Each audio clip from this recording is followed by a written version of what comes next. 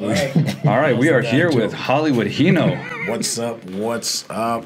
What's going on, buddy? Let them know where we at, though. What country are we in? We are in Phuket, Thailand. Wow.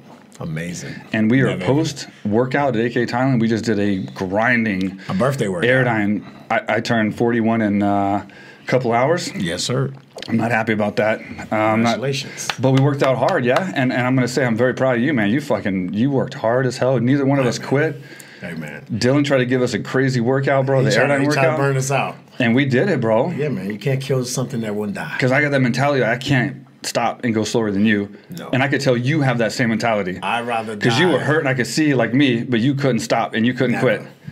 And so we were both just dying. Oh, we was doing the both barefoot. We were dying, bro. How did I do? You were gone. You were going to get alcohol for us. Yeah. Thank you for that, though. I'd rather die first than quit. You know what? Hey, hats off to that. You did a great job, though, man. We killed it today. We had a great workout, and now we're going to have a great podcast.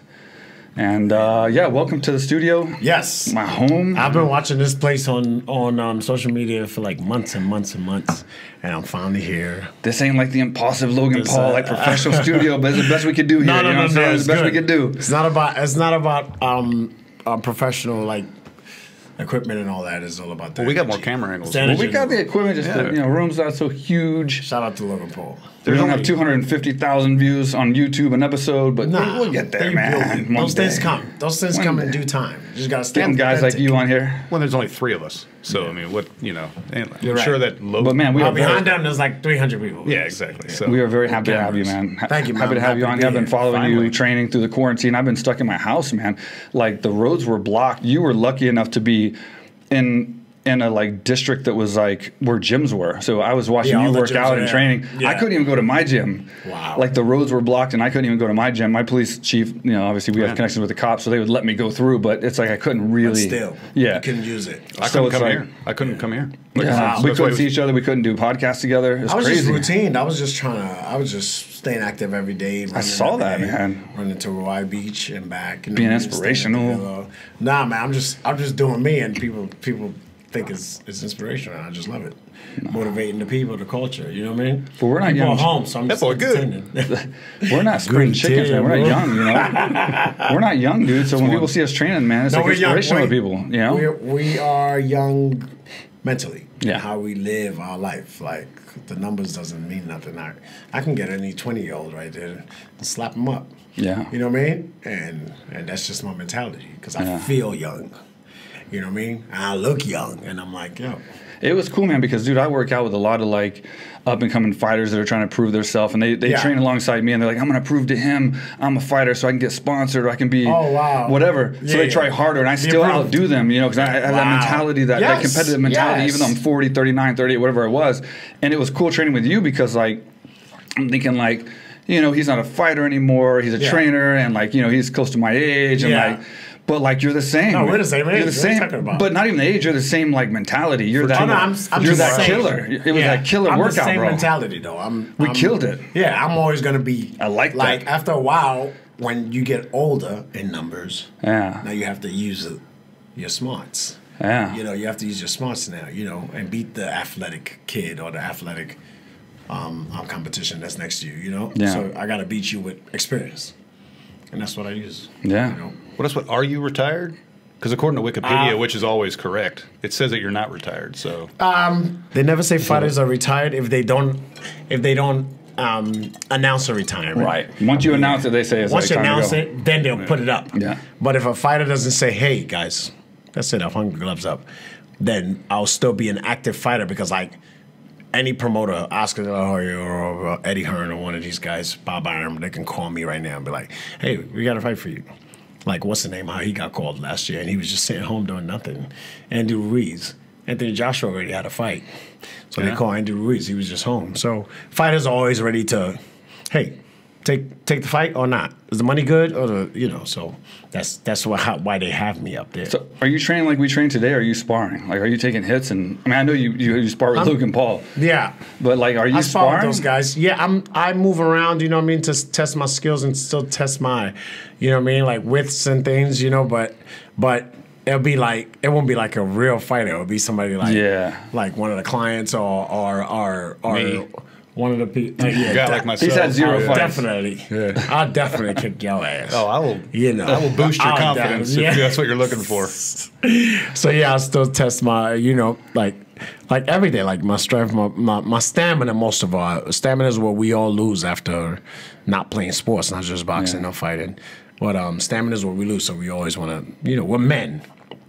We always want to test. We don't lose it, but it's like harder to keep. Yeah, it is. It's harder to maintain. We had it today, but it was not as easy as it was. No, it's not. 10 years ago. I was struggling. Yeah. You know what I mean? But I got to keep going. I got to keep that game face. But back in the days, I do that with ease. Yeah, of course. You know what I mean? I wish I had people like Dylan to push me those days when, you know what I mean? Because that's the only thing I think I was missing as an athlete, a conditioning trainer. Yeah. You know what I mean? I was just winning fights just because I was talented. Yeah. You know what I mean? And everybody knows that. I was just winning just because I was talented. Yeah. But then when it was ready to dig deep and like win this championship fight, then I'll take the L. Yeah. You know what I mean? Notice I said L. I didn't say I'll lose. Yeah, it's not your vocabulary. Just to take the L. I never lost anything in my life. It was a lesson. I have. You know what I mean? Lesson, nice. I like that. I like that, dude. The only L's I've ever taken was a lesson. It's an L for lesson. I've never took a loss in my life. I've never lost nothing in my life. You know what Michael Jordan said? Write this down. Michael Jordan said, I've never lost a game. I got knocked out, and that was very similar to a loss. Yeah. I lost some brain cells. No. It felt like a loss. It wasn't a loss. It was a lesson. I learned. It was a lesson. Yeah. All right, I'll give you that. But it didn't feel so good at the time. Never lost. Never lost a game. You know what I mean? It just ran out of time. I feel the same with business, man. That's cocky. Same with business, man. Yeah. How many times have I stumbled in business? We learn every time, though. Every time. We come back stronger. Yeah, like we're doing and right that's now, it. And that's what life is about. You know what I mean? You fall, and then you get up. You fall, and then you get up. I love that mentality, man. And that's just me. Like, I can never take an L in my life. I would never, ever accept This is why people say you're motivational. And I mean, seriously. I'm watching him through quarantine, man. I'm stuck in my house doing push-ups on the patio. He's all like being able to go like where all the gyms are. Yeah. I'm not going to the beach. Go to the beach and stuff. I'm like, damn, man. This guy. I was, and then mind you, that time it wasn't even raining season, so it's like 90 degrees every day. Every time I look at my phone when I woke up, because I ran at 9 a.m. every day. So when I look, 90 degrees, 93, 95. I was like, oh, perfect. Yeah, so it's time to break a sweat. You know what I mean? Yeah, you don't even need a tan. I'm pale as shit. I needed that sun, dude. I was stuck. You gotta come to West Africa, man. Get the tan. I was stuck, man. Nah, it's a beautiful thing. We all learned. We all learned from quarantine. We all learned from this. Everything that's happening right now is still happening, and we're all learning about each other. So I was a fighter like you, obviously. Yeah. Now, when you get done being a fighter, you have that choice. So you can. What choice? Well, I mean, you can be a trainer. Okay. You can look to help other people and train and give your skills to those people, your motivation, your mindset, your knowledge. Yeah. Or you can get away from the sport and go to business. Or maybe do something completely different and say, that was one chapter of my life. I want to do something different. Yeah. What was it that made you want to help people and train when you got done fighting? And then how did that transpire you? Like, how did that take you from just being a trainer or wanting to help people to training Drake and Usher and Kevin Hart and the biggest stars in the world? I'm still like sometimes I got to pinch myself to be like, oh shit. Like, I know some trainers that don't even train one A-lister. Yeah. And here I am with all of them at the same time. You know what I mean? I started to pinch myself for that, But the transition came from, I was like, okay, at the end of my career, 2009, I was like, what am I going to do next? But I'm going to do something that has to do with boxing. Am I going to be a ref? Am I going to be, and I would have got hired in any of those gigs. You had that point where you were like, I want to move from fighting to something else. To something else. Start that in next boxing. Okay. Yeah. You wanted to start that next. Yeah, that next chapter. 100%. Okay. 100%. I was ready. I was losing the passion, and once you lose passion for anything, I don't care what you're doing in life. It's over. Yep. It's over. Don't force it. Don't do it for the money. Once you lose passion for something, just wipe your hands, 100% clean slate, agree with you. and keep it moving. Because if you're not having fun no more, you're wasting your time. So I was like, okay, what do I do now? Do I be a ref? Do I be a judge? No, I was thinking of something in boxing. Do I be a promoter? I could be a sub-promoter. I got the gift of gab to be a promoter because that's all you need sometimes. And it just so happened, I just stumbled into the. I was like, oh, I can train people. Yeah. But I don't know how to train people. But you don't want to train regular people. You want to train like A-listers. No. I don't. Did you start training regular, like just anyone, and then just move into that somehow, or? everyone is a savage to me. If you're in my circle, I turn you into a savage. Right. So I don't call nobody regular. You know what I mean? They were members of the gym at that time, and I was just training them, and it was perfect. They think they were learning a lot from me. I was learning from them because I was learning. They didn't even know I didn't know shit. Yeah. I just had the charisma and the boxing knowledge. You know what I mean? I didn't know how to like schedule clients. I didn't know how to like the more business side. Yeah, I didn't know the business side of it. I didn't know how to like. I never had those apps downloaded, like those PayPal. I never had the Venmo, Cash App. I never had those things down. You just pay me cash to keep it moving, or not. And if you didn't pay me, I'm like, okay, I don't care. I'm not gonna chase you down, Tom. Like I remember Tom walked out one time, and I was like, I'm not gonna chase you down. You know what I mean? Give me the money whenever I see you next. You know, so. As time goes on, you get business savvy, and then you start learning more about it, and then after a while, I was like, if I'm going to do this for real, if I'm not going to go to boxing no more, I'm going to be the best. And that's what I became. Yeah. You know what I mean? Still the best, you know what I mean? And I just, wherever I put my hands on, I turned them into gold, and they know that. You know, like a lot of guys, they like, yo, how you get to this level? I said, yo, it's hard work and consistency. I do what everybody doesn't do. You know what I mean? Like you guys take a day off, you guys take the weekends off, you guys take the holidays off. You guys sacrifice. Like, I didn't come to work yesterday because me and my girlfriend broke up. Like you would never hear me say things of that nature because I'm a savage. I don't do those things. You know what I mean? So like I'm at work every day, sick, drunk, tired. Drunk. Whatever. No. You know what I mean? Hangover. Yeah. Hangover. Not drunk. I'm not drunk the next day, but I'm a hangover. You know what I mean? Because I'm a party dude. Just because you're a trainer doesn't mean you can't do other things. No, you can do other things. I don't know why people don't want to be yourself, dog. Yeah, they try to fake the rest of their life to make up for the one good thing they do. Say it again on top of the mountain. Like, dude. Yeah. Like, it's a lot of pressure trying to keep an image of what you want people to see of you. It's too much pressure. I don't got that kind of time. Yeah. I do not have that kind of time, nor that kind of energy. I'm myself, whether you like it or not. I'm not pizza. Everybody's not gonna like me. Yeah. You know what I mean? Yeah. A lot of people like pizza, though. Yeah. Nice metaphor. Yeah, exactly. I'm not. You know what I mean? I'm not selling ice cream. I got you. Know what I mean? I'm not out here to make friends. I'm out here to make money. Yeah. I am here to make money. And you don't like me, it's all good. If everybody likes you, then you're not doing something right. And why would you want to work with people that didn't respect who you really were either? You. Exactly. Right? You know? Exactly. They like to fake you. It's not the same thing. Why? Why would you like to fake me? Because of money or because of endorsements? A lot of people are not speaking up of what's happening today. You know what I mean? Because they're like, oh, man, I'm going to lose an endorsement. I can't speak up on Black Lives Matter. Like, whoa. That's too touchy a subject. It's controversial to say that. But why? Why is that controversial? It's stupid. People wouldn't do it. They want to do it. They want to support. They want to go on these marches. But if somebody sees them, they'll lose a Pepsi endorsement. They would. They would. They lose a Target commercial. You know what I mean? They lose a shoe deal, and they need that money. If you got a couple of $1 million house, that $80 million a year Nike contract, you need it. You know what I mean? And is risking that and putting your family in jeopardy and having to move back to a one-bedroom shack? And that's what it is, yeah. So a lot of people can't be themselves because of a lot of pressure from contracts that they've signed. Yeah. I don't give a fuck. Yeah. I'm the most non-giving a fuck motherfucker you will ever meet. And you'll be like, yo, Hino don't give a fuck. I was like, yo, that's the best compliment you can ever say about me. Because I don't give a fuck. We're going back to that. That's why it's going to be a good Going back to that, I'm glad that people are. I give zero. I'm glad that more people are. -0, if that's a number. Yeah, that's not it's a number. It's negative. And it's like golf. It's fine. But I'm glad more people are speaking up about it now because it seems like now we're on the right path. Yeah. To make a change where we didn't learn this the first time, and I say the first time, the last big time, last 100 times. What do you mean? When the last time the riots? We're 91, right? Yeah, 91.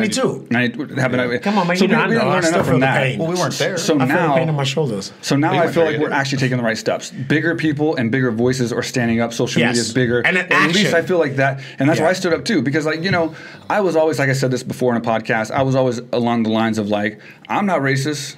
I'm not involved. Yeah. I'm the fuck out of this. Yeah. I wasn't worried about losing anything. Yeah. But I was just like, I have nothing to say about it because I'm the expert on it. I'm out. Got it. But that's not the right choice. No, it's not. Because and so I felt bad about that, and that's why I stood up and said Black Lives Matter and where I stand, because if I have a voice, which I do, whether it's 10 people or 100 or 1,000, it helps. If I can change one person, because there's people out there, unfortunately, Black Americans or whoever, that think their lives don't matter. That's why we have to say it. Yeah. And if they think their lives don't matter, and I say those words, or Gucci or Louis Vuitton or whatever company says it, and it makes them feel like their lives matter, it's fucking worth it. Mission accomplished. So I shouldn't shut the fuck up and not say anything and stand away. That's a coward move for me. And that's what I realized through this. Doing the quarantine series and then talking to people and then this happening and the protests that I need to stand up and say that, which is why I did, and I made my mark and took my stance, because it's like if most people did that, just fucking say what you feel, you know what I mean? And like people need to hear it. People need to hear it.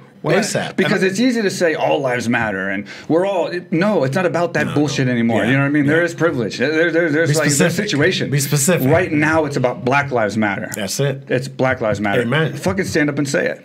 And then show your voice. That's who's the victim. Yeah, and so that's where I got, and that's why I took my stance, because it's like I was taking the wrong approach, and I think a lot of people took the wrong approach. I think that's what we did before. By being quiet. And that's why there wasn't enough done. Yeah, and that's why we're where we're at right now, which is far worse, I think, than the Rodney King situation. But getting better now. I think it is a learning process, because I'm not going to lie. I mean, I when Kaepernick took the knee, I guess I just bought into the bullshit. I'm a sports guy. Yeah.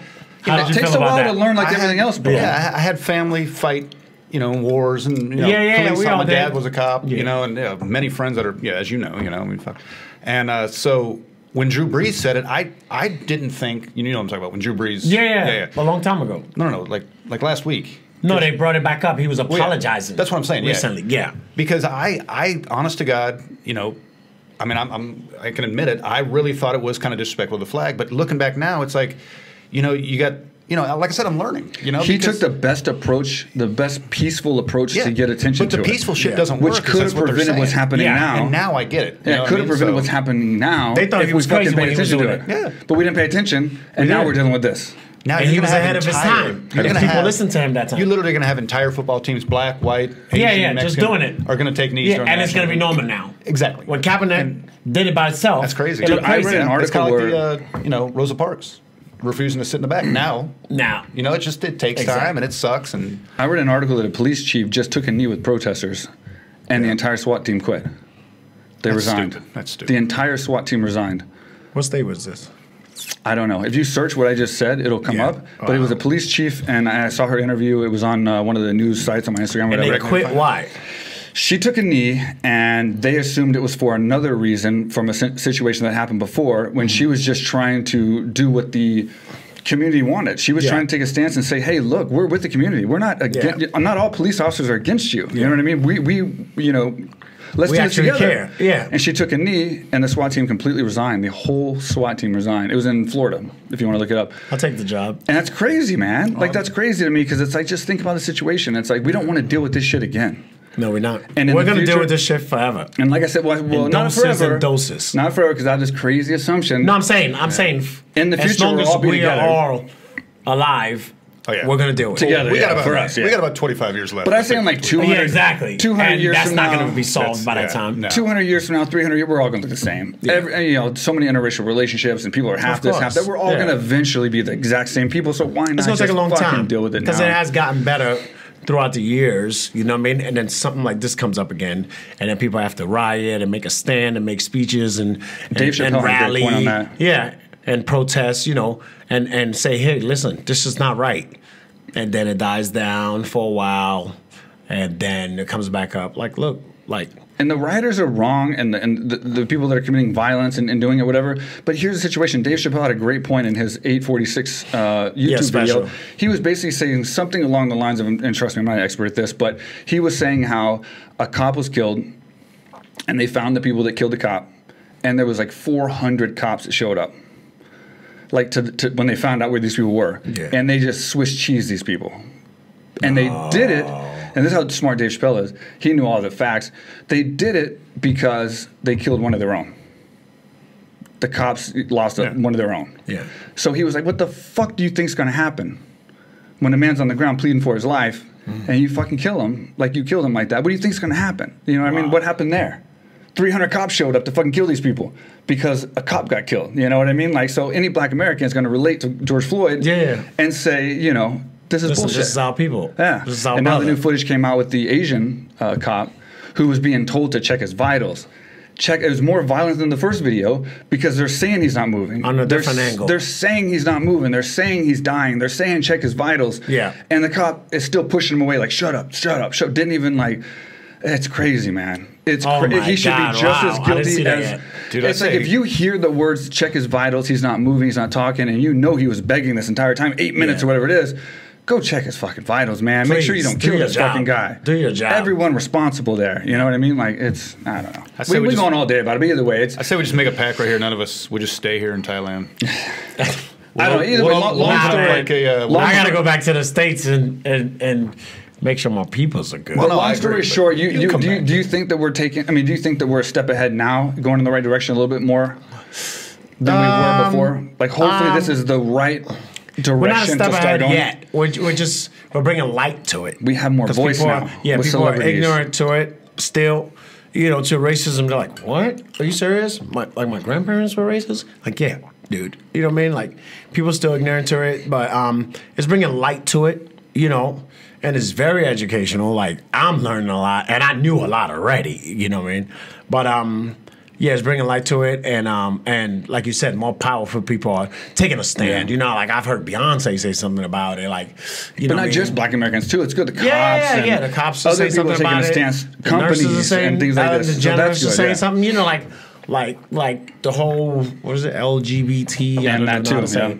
Yeah. They're saying something about it. You know what I mean? And I love it. I love it. Like everybody is coming together. You know, but there's still the outsiders that are like, fuck that, we're not gonna be with it. Well, I'm still gonna be quiet. What I don't get is like, all of us are 40 years old. Yeah. For another 2 hours. And like I literally have I'm friends 21, that man. I know have known each other 25, 30 years. Yeah. Or like now talking shit to each White other. and black friends. Well, yeah, going back and forth. Well, it's crazy. What do you mean talking shit to each other? Like if you and I were friends for 30 years, then I'd be pissed at you because you believe your views and I believe mine. Yeah. And it's like, you know, I was like, God, you've known each other 25 years. We grew up together. You slept in each other's beds. Yeah. You know, I was like, come on, man, what are you doing? I can't believe it tears it up. He's one of my best friends, and he's German. I'm Polish. Yeah, we destroyed and as of Poland. like 6 months ago, Yeah. I accepted his apology for killing all my ancestors. You know, it wasn't me. No, I'm kidding. No, it's your bloodline. But it's like, yeah, you know what I mean. Like I just, I mean, we're not gonna get into it too much. But yeah, we're not gonna go into deep with it. But it is. Yeah, he apologized to you. No, he didn't. He rubs it in my face. I bought him 2 shots. Yeah. But anyway, the point is, we won't get too deep into this, but the point is, like, I hope they're taking the right stance now, and I hope these bigger voices keep standing up, and people like me start realizing that we're taking the coward's way out by we're not involved. We're just gonna, stay on the sidelines. We're very much involved. I got a fucking podcast. I got fucking Instagram. Yeah. You're involved, and even if you don't have those things, somebody can hear you. Yeah. Fucking stand up and say something. If you're a human being living in this era, and your parents grew up in that era, the last time this happened, you're very much involved. Absolutely. I'm born and raised in Africa. I was going to get into that actually. Yeah. So you are from Nigeria? Yes, sir. Were you born there or here? I was born there, and you were born in Nigeria. I came to the States. So when did you come to America? When I was 12, 1992. 12. Yeah. Queens. So you were Nigerian, pure Nigerian. 100% speak the language is everything. And you came over at 12. Where'd you come to? What city? I came to Queens, New York, baby. Queens, New York. Queens. Left Rock City, Queens. How did you make that transition from Nigeria to Queens? My mom came over. My mom came. She was coming to the States back and forth, and then she came back, and she was like, "Hey, She made it to the States and was like 7 kids, and she was like, yeah. She was like, listen, I'm gonna bring all of y'all to the States. If y'all like it, y'all like it. If y'all don't, we came and it was like, yo, man, wow, I want to live the American dream. The American dream. I heard about it. I see it in movies. I see it in postcards. Yeah. This is Times Square. Like, it does exist. I thought it was just a good drawing somebody. I've never even been there. Yeah, see? How exactly. was Nigeria, though, coming up? Like, how was it? It was amazing, man. Is it tough or is it fine? We were, like a little bit higher than the middle class. You know what I mean? What's the overall class there? It's like America. Money and no money. Okay, so it's rich or poor? Yes. Okay. There's like nothing or So we were on the other side, thank God. But yeah, man, we had the drivers going to school. We went to private school. I went to Catholic school and private school. And yeah, man, and it was just a beautiful thing. We had the maids in the house. We wasn't spoiled though, because I wanted to learn. Oh, you had maids? Yeah, you don't seem spoiled. Yeah, we have maids and cooks and stuff like that. You know what I mean? In the house. But you don't seem to carry that air about you. You know no, because like I don't need to. My energy walking into the room, it's already loud enough. I don't need to add to it. Then you become arrogant, you know. But so we lived a great life. You know what I mean? I never had no complaints. I still wouldn't complain. And 12 years old, you come to Brooklyn. What's that like? I come to Queens, New York. Queens, New York. I'm sorry, Queens. Yeah. You come to Queens, and what is all of a sudden? It was a life shock. It was like, whoa, what's happening? Like everything is different. There's no similarities from America and Africa. Did you watch movies, or what was your take on America before you came? Like, what was your idea? You know, it was like we were like, oh, we go over there, and then everything's like, I know where you're going with this. Great, everything's like great. You know, it's the perfect place. They make it seem like, right? But it is the perfect place. It's the greatest city. It's the greatest city in the world. You know what I mean? And I stand by it. You know what I mean? I live in the States. I grew up in the States. They say where a man grows up in his teens, that's where he's, you know what I mean? That's what make or break him. You know what I mean? So it was like having to adapt, having to learn how to speak like proper English and things of that nature, learn how to make new friends again, learn how the school system, everything's just different. You're a sponge. You're just learning and picking up. You know what I mean?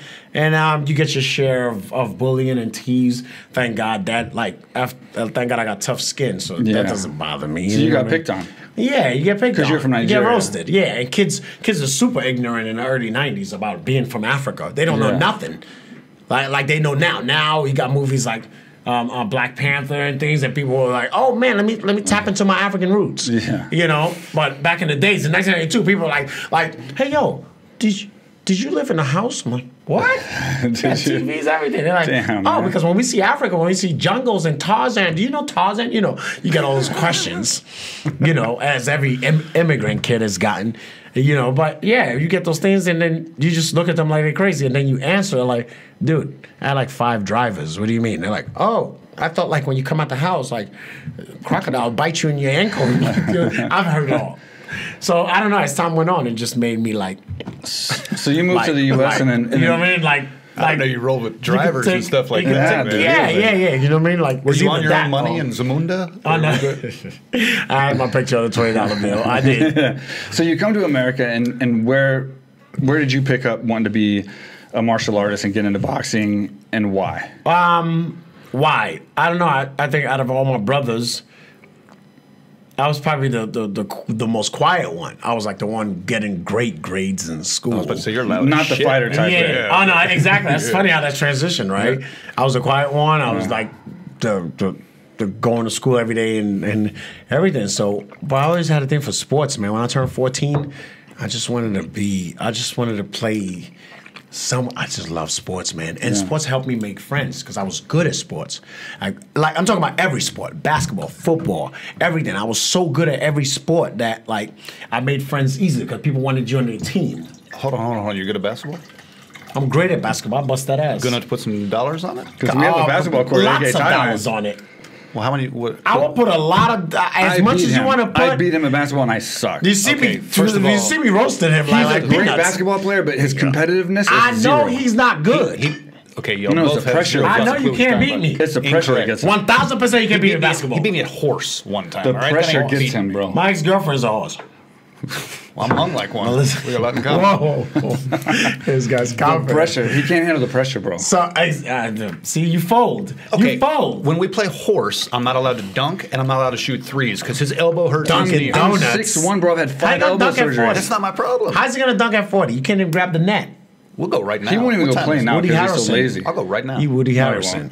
Huh? He Woody Harrelson. White man can jump. Yeah. Let me tell you. But horse, I beat him every star time. Of that movie. Wesley Snipes. But listen, let me tell you. I love Wesley, dude. Sydney. I'm a huge fan of Wesley Snipes. This guy had no cable. So yeah, that's how I started being friends. That's how I started being friends with people. So it was comfortable. Did anybody just catch that? Wait, what? He just said I had no cable. So I didn't never watch TV. I didn't have caller ID. I had cable. Wow. Sorry, I didn't have 6 drivers there, Carlton. Excuse me. This guy lived in Bel Air. But yeah, so that's how I made friends, and I just stuck to it, man. That's when you find something you're good at in life. But wait a minute, you just keep doing it. That's why sports are great. Sports are fun. But getting to a boxing gym and training as hard as it takes to do what you did, that's a commitment. What made that commitment for you? Boxing was like my only thing that I was scared of. So that's why you did it harder? It was my only fear so there was a gym that I had to face. There had to have been a gym by you. 100%. The Lost Battalion gym on Queens Boulevard. So you saw it and you were the little I saw it and I just fell in love with it ASAP. Okay. It was like love at first sight. You know what I'm saying? Like I was like, oh shit, I've never tried this. It's a single man sport. Yeah. It's tough. It's gonna make me look tough. You know what I mean? I'm an athlete already. It's honest. Yeah, I'm an athlete already. I learn things fast if I actually pay attention to it. You know, especially when you're a kid. You're 16 years old and you walk into a boxing gym. It's like, oh shit, I never tried this before. All the other sports are easy. And a lot of people try to make it in the NBA and all the other sports, and they never make it. So I might as well try something that would make me stand out. Yeah. And that's why I stuck with it. I went to my mom. I said, Mom, I'm signing for boxing. She's like, as every fighter's mom has said to them, are you crazy? Like, you want to get punched in the face? I'm like, yeah, let me try it. I need money to sign up. She was like, hell no.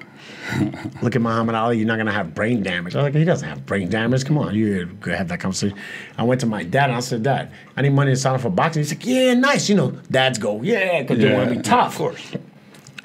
Did you ask your mom? I said, yes. She said, yes. Come ask you. She never said yes. I took the money and I signed up. And yo, the rest is Hollywood. Were you influenced from seeing the gym and seeing the boxers and actually visiting, or was there like a movie or something or what made me say yes? This is what I want to do. I saw the summer of '97. The summer of '97, I saw Tyson Holyfield, the first one, not the earbite one. After I saw that fight, I was like, that's it. I keep seeing signs of boxing. I might as well just do it. You know, and that's the best decision I've ever made. Kid guy. I watched the Karate Kid. The Karate Kid? Yeah, I'm doing it, dude. See, we all have it. People watch Rocky, and they wanted to box. You know how many fighters were inspired by Rocky movies? Mine was Kingpin. Almost went pro in bowling. I beat him at bowling, Jesus Christ. Fuck you. Dude, he beat you at everything, man. Okay. Jesus Christ. I beat him at bowling, and he said that the wax on the lane was off. How? Okay, if we suck. If we play 500, I mastered the wax. Okay, no problem. But he could. That's it. If we, I don't even know what to do with. If we fight 500 times, I can accidentally knock you out. I'm sure at one point. If we fought 500 times, bullshit. You couldn't knock me out with a bat. You beat me one time in bowling, and now I'm shit. We played one time. Yeah, exactly. It took you 45 minutes to put your name engraved clothing on. Jesus your Christ, shoes, this guy, your ball and a headband and like all. Are you one of those? Crazy. No bullshit. You one of those? Yeah. Fuck no. You try to like roll it where it goes around and hits the center and like it just kept going around into the gutter. Wow. The wax is bad. This guy got his own. I just like between my legs rolled that shit down there. I fucking strike every time. Give me the vodka. This is getting ridiculous. Wow. But yeah, man. No, but seriously, the funny thing is here, I'm going to be honest. I'm going to be completely honest with you. Marc is better than me at every sport except fighting because I murder him at fighting. You're better at weightlifting. But I beat him because of the competitiveness. I can break him mentally. I know how to. I know how to play him because I beat him in every single sport we do. 25 years of being with him, I figured him out. No, what he figured out is he's better. I admit if we play 31 times and he beats me, then that's the last game. Then we can go home. We don't know. We'll play until he wins. No, I do beat you the majority of the time. That's smart. The majority of the time. I do. Oh, my gentle Jesus. I built a basketball court just to beat you with and beat you. That's the only reason that basketball court is at AKATE Thailand, to beat him. That's the only reason it was there. That's why the basketball court is there. Yeah, we had room, and I'm like, I'll build a court and beat you because he talks shit every day, and I did. And then I'm like, I'm going to beat him and I was like, tomorrow. I dropped the ball, and I walked away. One time he beats me, he's not. I dropped the ball and walked away. I'm like, all right. That's it. Everybody the guys can play now. Everybody loses? I've never lost. Oh, I'm sorry. I learned. He learned a lot from me in sports. You learned how to get beat in your own sport. And this is what kills him. This is what kills him. Is he knows he's better than me. Stop. He knows he's better than me, and this is what I love. Because look at him. It kills him. What year was this? It kills him, bro, because he knows he's better and he loses anyway. The first time he beat was like 2009. Damn. At your house. Oh, my house in San Jose. San Jose. San Jose. But again, I wasn't allowed to dunk. I wasn't allowed to shoot threes. Yeah. He's like, well, my knee hurt. And I get it. He's injured. I get it. But I'm still a UFC fighter, bro. Knee surgeries and okay, that's like if you and I fought and you beat me. Are you going to be proud? And you're 6'5", shooting from like 3. He's never played basketball in his life.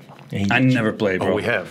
All I know is you put the ball in the hoop. We used to go to the YMCA. And there's weird lines. That's where I grew up at. Hold on. Stand behind the line. That's all I knew. We used to go to the YMCA in San Jose, or we went somewhere, and they picked him over me because he's Mike Swick and because he was on TV and shit. I'm like, guys, y'all are making a huge fucking mistake, you know. But they're gonna pick him because you know, they sign his shirt afterwards or some shit. Then I torched him. Yeah, he did. He's better than me. Yeah. But when it comes to mano y mano, I crush him mentally with the competitiveness. I believe that. But you know how it is being competitive. Oh, no, I love it. Let's get back to you real fast. So you're the guest, obviously. So you managed to get into the boxing gym. You want to do it. What was your first experience when you walked in, you saw the boxers, and you started putting the gloves on and actually doing it? I just loved it. Well, I didn't put the gloves on. I didn't put the gloves on right away. I liked the way they brought me up. They were like, if you don't have footwork, you got to do the basics. You're wasting your time. Yeah. So I had to learn the basics for a while. I was like, Coach, when are we gonna put the gloves on? I said, man, just go home today. You know, come back tomorrow. I'm like, wax on, wax off. Yeah, he's like, I'm like, dude. But I didn't know they were preparing me. Yeah. You know, they were building me from ground up. You know, and that's how I train my anybody that comes in my circle right now. Like I train them from ground up. I'm like, yo, listen, this is the only sport you got to take your time. Yeah. It's the only sport. You take your time. You practice patience. Everybody want to learn it overnight. I'm like, it's not about that. Yeah. It's not about that. You take your time. You listen to everything I tell you, detail for detail. Footwork, hands up, chin down, bending the ear. I can keep going and going and going, you know? So that's how I was taught. And that's how I transfer and teach people, you know? I think if I lost my first amateur fight, I think I wouldn't have done it no more because I'm that kind of person. I'm like, oh, it's not for me. It's not for you. You know what I mean? That confidence came at that first one. At that time, I'm that kind of person. Because you were on the Contender Series. Yeah, season 4. Contender season 4. Did you fight after that ever? No. After the finale, I lost in the finale at the MGM Grand, and I was like, all right, it's time. Were you that jaded and say fuck it, or were you just like, okay, I'm moving? Yeah. I was like, okay, 20 pro fights, that's enough. 55 amateur fights, like 19-3 or something like that. I mean, it's not. Yeah, but still, I hate losing. You know what I'm saying? I never lost. Oh, but I hate learning. I hate learning again. I hate learning again. You know what I mean? Those learnings hurt me. Yeah, and I was having a hard time talking, like thinking, remembering shit. I was like, "Fuck these lessons." See, exactly. Are shitty. I was like, yo, he's talking about basketball. I gotta find something else. I gotta find something else. You know what I mean? I spent my whole teens and my 20s. So, did you think about your post-boxing career before your last fight? I never thought about it. Or did you just end your last fight and say, "Okay, what am I gonna do next?" In my last fight, like I was like, yo. In the last fight? No. Like, after the fight. Training camp for that fight. Like, I don't think I really gave it like I never. You were kind of 1 foot out the door. I don't think I've ever said this before, but I've never really gave boxing 100% of me. Right. You know that, right? Every fight you see, like, oh man, that guy looks fantastic. I was like, you know, I was tired in that round, right? No, but I always gave it like 70%. Okay. You know what I mean? That's probably why I never became world champion. Is there any what ifs now? Looking back? No, I don't live with regrets. So you fulfilled everything you wanted from the boxing side? From life, period. I've fulfilled everything in life. And now I'm just cruising life. So you're humble. Yeah. If you're life ended tomorrow. Now. Yeah. But everything's a bonus. I'm so fine. Except you just I can feel you. I can feel you. Life ends tomorrow. There's a lot I want to do, but I'm happy with the shit that I did do. I've done it all. I'm beyond happy. Like I over-accomplished, like far exceeded any expectations of anybody and myself. Like shit be happening now. I'm like, wow, it's happening. You know what I mean? Like on a boat with Carmelo Anthony. Yeah, you got some. Like those kind of things. Like pinch yourself. You know what I mean? On a private jet. You know what I mean? With a client, I'm like, is this happening? Like, have I really worked that hard to earn this? Then I look back and I say, oh, I didn't work that hard. My jaw got broken at fucking 17 years old. You know what I mean? Like, I earned this shit. You know what I mean? Black eyes, you know what I mean? And my mother said, don't ever go. So what happened to your face? I was like, oh, you know, I couldn't even tell her. And she's like, don't ever go back to that boxing gym. You know what I mean? Those kind of things, you know what I mean? And then you go back the next day, and then you go back the next day. It's like, why you keep going? As you know, as a fighter, it's like, why we keep going? Just broke my arm yesterday. What's the love and the passion that I have for this thing that I keep going? It's my livelihood. I wanted to go there and get punched in the face again. You know what I mean? I wanted to spar that guy so many times that one day I'm going to get him, which I did. You know what I mean? So like you gained a lot from training and fighting. Yeah. What are you talking about? As far as life experience. There's nothing. You gained a lot. And like after I lost the Hardy fight, which would have got me the GSP fight, the World Championship, at that point was when I was kind of 1 foot out the door. Wow. And nothing showed more than my record after that. Like nothing proved it more because I was more thinking like, okay, that was my second attempt to get a title shot. I blew it another one. Dude. I had probably not meant for me to be a champion. Yeah. This wasn't going to be my end game. You know, you can't be a fighter until the end of your life. So it was like, okay, now I'm going to start working on business and doing more things. And then in turn, fighting went from 100% to 60% maybe or something. Wow. And then I took my L's. He gave 100%. I never did. I did. No, I did. 100%. So when he took the L, it hurt him more. Yeah. I was just like, okay. For an example, like when I lived here with him for his last camp, like he would tell me, he's like, look, if you're not going to come home at 9 p.m., which, come on, I'm not coming home at 9 p.m. Me either. He's like, just don't come home. Please get a hotel. I'll pay for it. You know, I'm crazy when it comes to fighting. Oh, yeah, I mean, he's that dead serious. But so I would do it because I respected him. Yeah, he's my buddy. Yeah. You know? And I really did. I don't think I ever went to a hotel. No, until you took my car one night and said you're not going to drink, and then you got pulled over by the cops, popped the test, went to jail. Yeah, that time. That was in Thailand? I didn't go to jail hotel for 2 though. days. I was in a jail. We didn't go to hotel. And then I missed like 10 days of training going to bail you out every single day, which they wouldn't allow. They're like, come tomorrow at 11, training time. I'm like, okay, because I didn't get my money back that I paid. Yeah. And they wouldn't do it every day because they were hoping I was a tourist and would leave. Yeah. You know, and then they keep the money. It was only your time. They didn't realize I was there. Oh, and eventually I'm like, yo, I'm coming every day. Every day. Fucking money back. Yeah. And they give it back. That wasn't the point of the story. The point of the story. But I was actually giving him a compliment and see if he wants to shit on me. I get it. No. You're saying the point of my story was like, I had one foot out the door and I was working on business, right? And so I was putting more time into business and doing my post career. And I took my lumps, right? So I started taking lumps, and then it became like, how many lumps am I going to take? I retired, and then until I built the gym, which the whole point of the gym, which I started way previously in my career, was to build a gym in Thailand good enough to do a full fight camp for UFC. Because I was coming to Thailand for 20 years, but there was never a gym here good enough to actually do a full fight camp for UFC.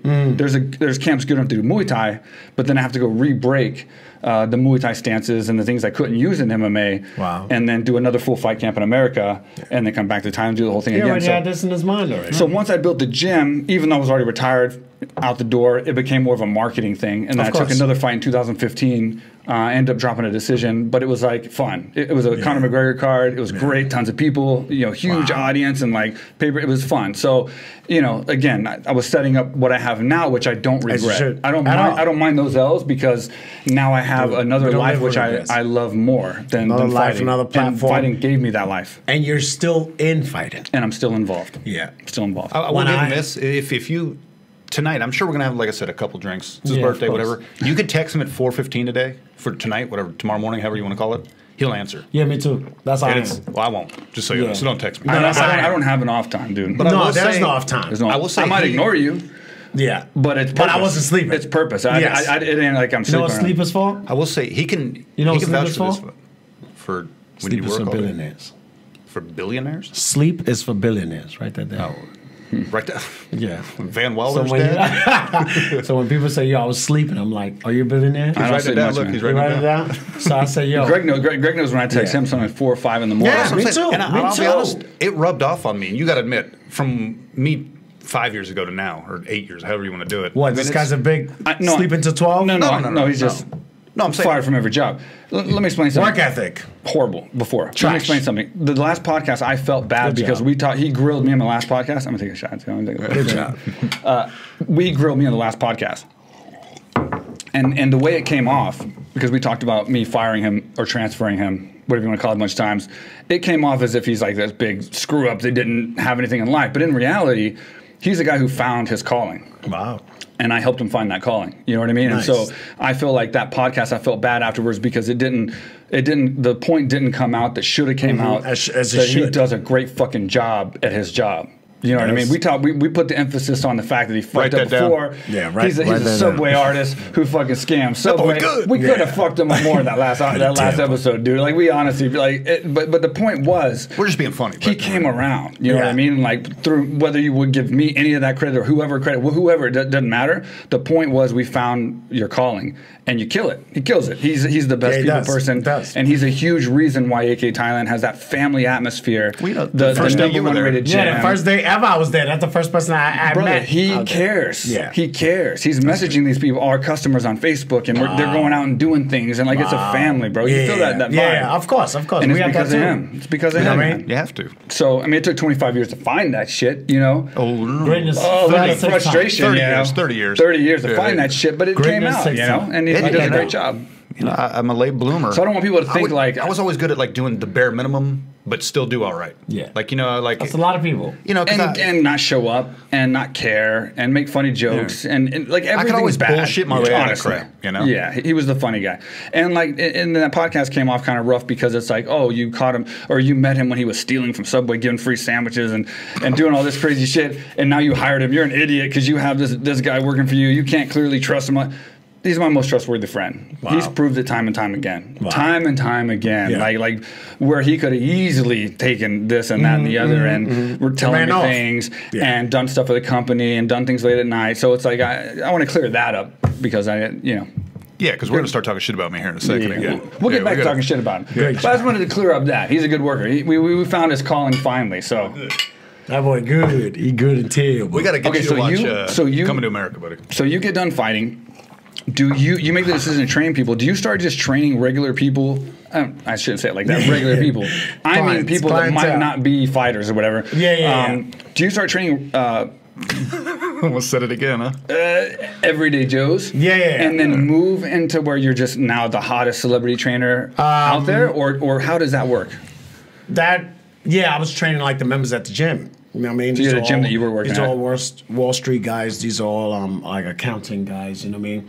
They all wanted to learn boxing. You know what I mean? But who's perfect to train? You know what I mean? Yeah. Than those guys. You know what I mean? Those guys wanted to. You know, it was a little bit easier to train those guys because like you're just teaching the basics. Yeah. And you know the basics can take months or years. Absolutely. It can take years. The basics now, especially no offense, uncoordinated. What you look at me for? White boy, uncoordinated white boy. Oh, okay. Good call. Good call. Very good assessment. That sounds like I could beat him in basketball. Yeah. I can just look at him wait to fucking dunk on you. He got 2 left feet. You know what I mean? I can see your first meeting with him. You need 50 private sessions. This guy, I'm gonna wax you. Watch. Yeah. So we was training those guys, and it was just fun, man. You know what I mean? Like everything I do, I turn it to fun. Yeah. So people loved that about me. The energy in the room was. It was crazy, and we was training. Like these are guys that I would never meet in my life. Yeah. You know what I mean? Like, I love that neighborhood so much. I moved there like a year later. Then that's when my grind, like 2010, my grind just turned like. Then I started meeting like the who's who of entertainment and Hollywood and music, and you know the back end guys too. You know what I mean? Like owners of labels and all that. They all started reaching out to me, and Twitter came out. And Facebook was still hot. Instagram didn't get hot until like 2013-ish. I'll give you my MySpace page. But I was hot that time. But I was hot that time on Facebook and Twitter because like all the celebrities they had Twitter. They didn't have Facebook. Right. It's like they'll tweet me. They're like, "Oh, I just finished a session with Howard Hino," and the heat just started rolling. You know what I mean? And I was rolling with it. You know what I mean? I was young. Living on Wall Street, New York City, downtown, 1 block away from the gym. Like literally come downstairs, I'm at the gym. And the thing just got rolling. And as the better social media got, the better I got with technology. And yo, the best promotion is self-promotion. Yeah. Nobody's going to promote you but you. Yeah. Better than you. Better than you, I mean. You know what I mean? Nobody's going to promote you better than you. So I've always been big on that. I've always been put it in your face kind of shit. You know what I mean? Everywhere I went, I always went to the best parties. I always went to the best movie premieres. I always went to the best album release parties. I always went to, luckily I had those connections. And I promote myself. You know what I mean? Even if I got one person, one celebrity client from like an event, like a red carpet event, I'm good. That's all I needed. And then that person would tell that person, "Hey, yo, I seen you training. Who are you training with?" "Oh, this is kid. Who was your first, I guess, like big celebrity name?" Big celebrity name would have been like, I just said it on social media today, 2009, Angela Simmons. You know, Russell Simmons' niece. Oh, okay. Yeah, Russell Simmons' niece. Russell Simmons, he founded Def Jam. I heard he's living in like Bali or something right now. No. So I think she went back. I think he's living... Oh, yeah. Isn't he doing like a guru does thing like or something? yoga. Yeah, he is. He's big, like multi-billionaire. Oh, yeah. You know what I mean? But this is his niece. Like, I seen, he lived up the block from the gym. And then I remember one time I was just chilling in the gym and I looked and I said, "Is that her? I seen her from far." This is a young kid just coming off one of the MTV shows, you know what I mean? Is she the one you've known for like 10 years or whatever? Yes, okay, yes. Yeah. And she's walking by and I just, you know, my confidence, I don't care. What's the most a woman's going to say no? And I still like that till today. They say They're no gonna say no. no. Yeah, women say no. Yeah, I get curved. Never sometimes. Met him. Oh. Once in a sky blue moon, I would Never get curved. Come on, man, you can't. Yo, listen. Hey, I'm batting 1,000. Listen, two for two. Kobe don't shoot 100 for 100, man. He misses some shots, and that's me. That's how I am. I shoot some shots and I miss. You know what I mean? He learned. Rest in peace, Kobe. And I go across the street and I talk to her and I said, yo, my marketing genius that I am. I said, yo, come train in the boxing gym. She's like, I never boxed before. I said, I know, nobody ever has. Even the people that are in there, they still haven't never boxed. And she's like, oh, so how much? I said, don't worry, just come. And yo, from there, this shit just started. That's what springboarded it. And then Lala Anthony came the next year. She's like, oh, I hear you train. We're moving to New York. Melo just got a $100 million contract. Train me and him. And then she started like that's that girl right there, or that woman, that lady. I really respect her as one of my best friends. The way she promoted me, it taught me how to promote other people. I'm talking about like, she would take me to events that I would never ever get into. And I'll be mixing it with like big boys. I'm talking about the Jackson 5. I'm talking about Irvin Magic Johnson sitting at the table with Oprah. You know what I mean? She would get invited to the events and she'd be like, Hino, you want to come? The Jackson 5? This is how you have to dress. Yes, the Jackson 5. Yep. And the record What year is this? Like, we're talking 2011 and beyond. Oh, okay. Yeah. I'm thinking recent. Like exclusive. No. Yeah. Exclusive when I first met her, I'm saying though. And she put me on her TV show. Her TV show went on for like 4 or 5 seasons on VH1, which gets like 3.5 million views. That helps. 3.5 million views in 2011. That's a lot. Yeah. Okay. That's a lot of people. You know what I mean? So yeah, man. So as time went on, you know what I mean? Then I started bringing clientele. And yo, I just became the best talked about thing in the East Coast. Yeah. You know? And then I started maneuver, and then I met my girl, and then she was having a baby, and she lived in LA.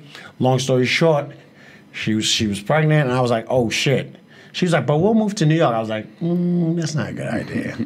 No. Yeah. I said, let me start fresh again. You know what I mean? And I just moved to LA, challenging myself, and the big calls started coming. And then Out of all your celebrity clients, if we could ask, who is, I'd say, the closest you seem to be like, okay, this guy could be something fighting, or woman? I mean, is there what celebrity had the best talent? The best, yeah, the most like you're like, oh shit, like you were fighter surprised, talent. like, You mean talent, like technical talent or fighter not talent? Like, not like dancing. Could talent. be a real. can compete. Yeah, fighter talent. Yeah, Who like could have actually competed? Somebody. I who, think like, everybody I train can compete, but if you wanted me to narrow it down to one person. But you're talking about a guy who competed or trained Logan Paul too, who did compete. Yeah, so he's got some pro. Aside from like who your did you Drakes train? and your Kevin Harts and your Ushers and your. I mean, you train me tomorrow. I could compete. I get my ass kicked. But I'm just Yeah, saying. you can compete, but I still have to give you the okay. Who would you want to have man. your back tomorrow night in an alley fight? Male or female? That's a good question. Damn. All my peoples are good, though. Let me see. It ain't a diss to anybody else. Who has the most? No, it's not just nobody else. Come on, they all know it's all love. The most natural, raw talent, I think. Footwork, hand speed, and put him in a fight tomorrow. Can I guess? And he'll win. Can I guess? Come on, guess. Kevin Hart. He seems Clint like- Eastwood. I don't know who you roll with. I don't He's know. 85 years old. I think Usher. Oh, Usher. I almost said that. Yeah. Because he's. Drake hits hard too. Like Drake hits real hard. Like he got a big right hand. If he can like sit down on his punches and put it together, he can definitely compete in a. But you know how it is. You competed too. What does it take? It takes you to be like, okay, listen, I trust my skills. I trust the corner man. Yeah. And I trust I can beat this motherfucker. And that's all it takes. Yeah. It's that just that trust. Oh, then moment. I got it, then. I trust my. You got it. Yeah. But would you go in the ring and compete in front of strangers? See? Then you ain't got it. Well, who's paying? How much? Then you don't. No. I'm saying, would you go in there and compete free or $100 million? Doesn't matter. Would you go in there and compete and fight in front of 10,000 people? Probably not. You see? You see? I don't have it. I know I don't. You know, I mean, But you just said I have it. I know. I was fucking with you. You know better. Oh, okay. But Usher I has thought some you were serious. Usher has some decent talent. That's what. Great talent Yeah. and training for a long time. You know, man, these guys have their skills. Kevin is super fast. You know what I mean? He seems like he trains a lot. That's why I picked him. All right, that guy's a beast. He does I'm seem talking like about he he trains trains like a 2 lot. times a day. Yeah, it's crazy. He'll do the weights with my man Just Train. Shout out. And then he'll do the boxing. Back and forth. You know what I mean? So that's like 2 hours of training for somebody that's not gonna compete. Yeah. That's a lot. Yeah. And the #1 comedian in the world. Yeah. You think those guys will be laid back? Like, I feel like I'm busy I sometimes. don't have a big stomach. You don't care about my image. I'm married. Yeah. I got kids. That's why he's. And I just go over there and talk. You don't give a fuck about my body. I feel like I'm busy sometimes, but I can imagine Kevin Hart. Like, can you imagine how crazy busy that guy must be in The Rock, too? And they train so much. Crazy. Drake trains twice, too. Yeah. You know what I mean? He trained with my man, Ron. You know what I mean? Rocks. I mean, OVO Rocks, sorry. And he trains with him weights. And then Rocks switch it up, and then they'll put on the gloves. And yeah, man, those guys work hard, man. And me, I don't care who you are and what level you are of celebrity and whatever. But if you come in and give me 100%, man, I would train you, man. You know what I mean? Because other than that, we're both wasting our time. Yeah. What's the sense? Like, what are we trying to accomplish? You just want to say, pictures. you just want to say, exactly. You just want to say, oh, I have a superstar trainer. Because that's what a lot of people want to say, like, oh, I've trained with Hollywood Hino. Because there's a lot of people that train with me one time and that's it.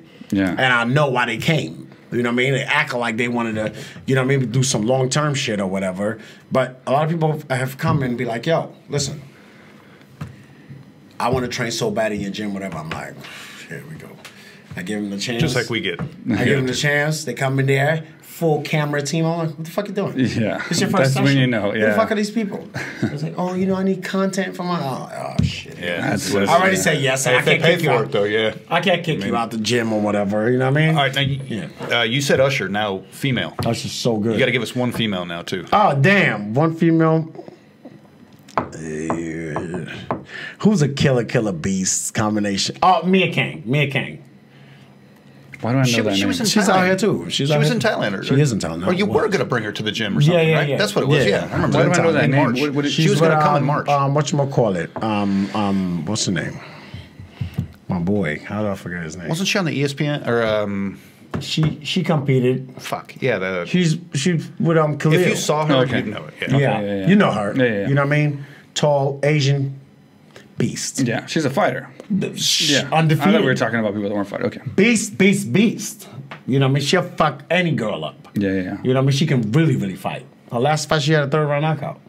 You know what I mean? But yeah, that girl's like super savage. Like she will fight in front of 10,000 people audience and fight the same. You know what I mean? You know, some people spar and then they look good, and some people fight and don't look good, or some people spar and don't look good, and then they fight. You're like, oh shit. But yeah, she can definitely. That girl can beat up a lot of guys. Do you want to answer? Who's the biggest bitch? You know, not woman. I'm talking about guy. No, like we you can't would do that. I know. I was going to see what your reaction is. No. But what I will, no. I answer that. I've had a lot of people that rub me off the wrong way, and then I remember I said they're paying a lot of money, and you have people like that too. I'm like, they're paying a lot of money. Let me keep them around and tolerate. And then after a while, I just said, nah, drop 'em. it's not worth it. I'm training you at 6 a.m. and you're giving me attitude. But these people weren't famous, but they were connected to famous people because of what they did. You know what I mean? Like, come on. Like, this lady had like a $20,000 a month apartment in Tribeca, like a month, $20,000. Like, come on. Yeah. So yeah. That's a lot of But pie. yeah, that's a lot. That's a lot. So like I was like, yo, man, I'm not feeling the energy, whatever. I was training her son, whatever, and she kept her son training with me because he was doing that and he was doing baseball. But I was like, yeah, I'm not putting up with this, man. I don't care how much money you're paying me. I don't care how much money you have. You know what I mean? You cannot bring that negative shit around me. I don't give a fuck what you're going through. There's nobody that can tell you in all my 11 years of doing this shit, be like, oh, there was one day Hino had a bad day. Nobody can tell you. They can't pick one day Hino came in here mad or came in here without 1,000% energy. Now one person say, yo, I give you a lot of money right now. They can say it. They're like, he's never done that. Professional. Dude, my game face is fixed. You can tell my dog died last night. You can tell because I don't break. Yeah. I don't break. As soon as I walk in that gym, it's a 1,000%. It's business. Don't give me that fucking attitude at 6 a.m. I don't give a fuck what happened to you last night. Do I come to you with my problems? Don't come here with this shit. We here to work. And that's a fighter's mentality. Yeah. You know what I'm saying? Yeah. When Buster Douglas beat Mike Tyson, his mother just passed away a few days ago. When Kovalev beat Hopkins, his wife is having a baby in the hospital, his first child, and he's still fighting. Fighters don't give a fuck what's going on in their personal life. You have to put it aside. You gotta put it aside, man. You gotta wear that face unless you're not ready to be a world champion. Yeah. You Yeah. Don't bring that shit to me. I'll be like, yo, what the fuck? Are you serious? You think I don't have problems? You think I'm not human too? Yeah. You know, and she came with that shit every day. Not once in a while, Mike. She came with it every fucking like. I'm like, damn, yo. This lady's depressed. Yeah. Got millions of dollars. Yeah. Look at this building. They got to take my ID in the front and search me before I go upstairs to the gym. Oh, shit. That's how exclusive this building was. Yeah. I'm talking about people. Robert De Niro, everybody was staying in that fucking neighborhood. You know what I'm saying? And you're acting like this? And Come on, yo. that misery is a disease. Yeah, man. It just spreads, too. That shit's so crazy. And And then she was it brings you down. Dude, it killed my whole fucking mood every day. It brings you And I said, down, yeah. So when you say, yo, do I work with somebody that gets on your nerves? That's one of the few people I can think about. And then whoever rubs me off the wrong way, you know what I mean? Like, dude, I'm very selective of who I train. I don't have to train everybody. I'm good. Whoever rubs me off the wrong way or with energy or whatever, or I see some wrong shit on like social media or like some ranting or something, I just cut you off. Yeah. You can't train here no more. That's the best Take your policy, money back, man. yo. That's the best policy, bro. Take your money back. I'm not a babysitter, dog. I'm not a babysitter. I'm fucking grown, dog. You know what I mean? I understand people come to us with problems and shit like that. You know what I mean? Drug addicts, you know what I mean? Depression and anxiety, and we're supposed to kind of like heal them, and which I don't mind. But goddamn, there's a limit to that shit, dog. Yeah, it can't be every day. Well, you know, There's a limit. You're not the only person thing. I'm training today. Yeah. I gotta give my energy to somebody else too. So if you come, my schedule in LA is like 6 a.m. You know what I mean? Because Kevin trains early. You know what I mean? 6 a.m. to like noon, and then I cut it off. After that, if you want to train, just fit in tomorrow or another schedule. If I train you like 6 a.m. and you come with a bad attitude, dude, you just fucked up my rest of my day. Yeah. You just ruined my whole shit. You fucked the whole energy up in the gym. Yeah. Man, I don't mean to bring up bad shit. I feel No, but bad. you know, for me in business as well, the same thing. Like, we get rid of people fast. Because I've learned in business that, like, it's a disease, bro. When people are negative and they're miserable, all they do is make everyone else miserable and negative. I want to get rid of those people, right? Yeah, absolutely. They pass it down. You got to weed that shit out, man. And they always say the business guys, the gurus, the Gary V's and the Grant Cardones and all these guys are always like, you know, you need to get these guys out of your life. And people don't realize that, like, that's so important. Dude, and it's not easy. ASAP. That's my friend, man. That's this, that, and the other. I don't give a fuck. It really drags you down, though. It really drags you down. It drags you down. True words. And if you're not a strong individual like I am to just weed it off and then train this negative person at 6 a.m. and then the 7 a.m. person comes and you're like, hey, after that person just fucked your whole shit up. If you're not strong like that, dude, your whole shit'll be fucked up, man. Those kind of people, that shit is what they call it? What's the word? Like when they pass it on to you, like when a negative energy comes, contagious, and it's just contagious. Yeah, it is. It's you know like what I'm a saying? virus. Yeah, and it is, and you don't want that around you, man. Filter that shit out. I don't give a. And a lot of trainers do it. I'm just keeping it in a training circle. A lot of trainers are like, oh, that lady gets on my nerves. I'm like, so why you still training her? Well, you know, she pays us. Never, ever train her ever again. And yo, some listen and some don't. And later down the road, they're like, you know, you were right, man. I'm like, of course I'm right. I'm the best. Of course. Duh. I'm telling you the truth. Hello. Duh. Like, duh. It's not about the money all the time. All money is not good money. No, you're right. All money is not good money. Somebody can give you $1 million right now, and it'd be bad money, and somebody can give you like $20,000, and that shit would be more fulfilling than that $1 million. Facts. All money's not good money. I don't just take everybody's shit. I'm like, yo, chill out. Sit down. You know what I mean? You got to earn, you go to Equinox or something, train with somebody else, train with a few people before you come to me. You just come to me. People don't just go to Michael Jordan. You got to work their way out. And just go to Serena Williams. You don't just go to Tiger Woods. You got to work. You got to beat a few people. Then you meet Tiger Woods at the top. You know what I'm saying? That's how my shit is. Well, you know LeBron's better than Michael Jordan, just saying. Oh, stop. We're not getting into that conversation. and going off this negative conversation. Drop it in there. Going off this negative conversation into a positive conversation, I'd like to thank our sponsor real fast. I knew it was about commercial time. If you want to train at a very positive place. Right here. Very positive. And you want to get a positive experience. Don't be jealous. And train at the world's most premier luxury training resort. In the world. And in Phuket, Thailand. I want to thank our sponsor, AKATE Thailand. I'm a little biased. But and if you haven't watched our podcast before and you don't know what AKATE Thailand is, here's a commercial to give you an idea. Yeah. What's up, everybody? I am here in Thailand. This is the first time I've ever been here. Been dying to come here for years. The great Mike Swick, he's one of the big reasons he's been trying to pull me down here. What he built down here, AKA Thailand, is incredible. There's people here from all over the world.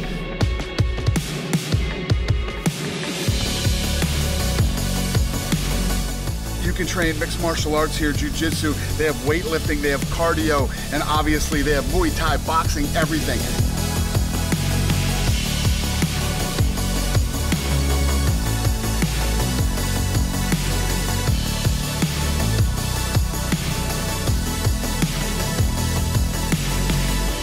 I'm telling you guys, I know everybody wants to go to Thailand because Thailand's so cool, but you can't come to Thailand without coming to AKA Thailand. Come on.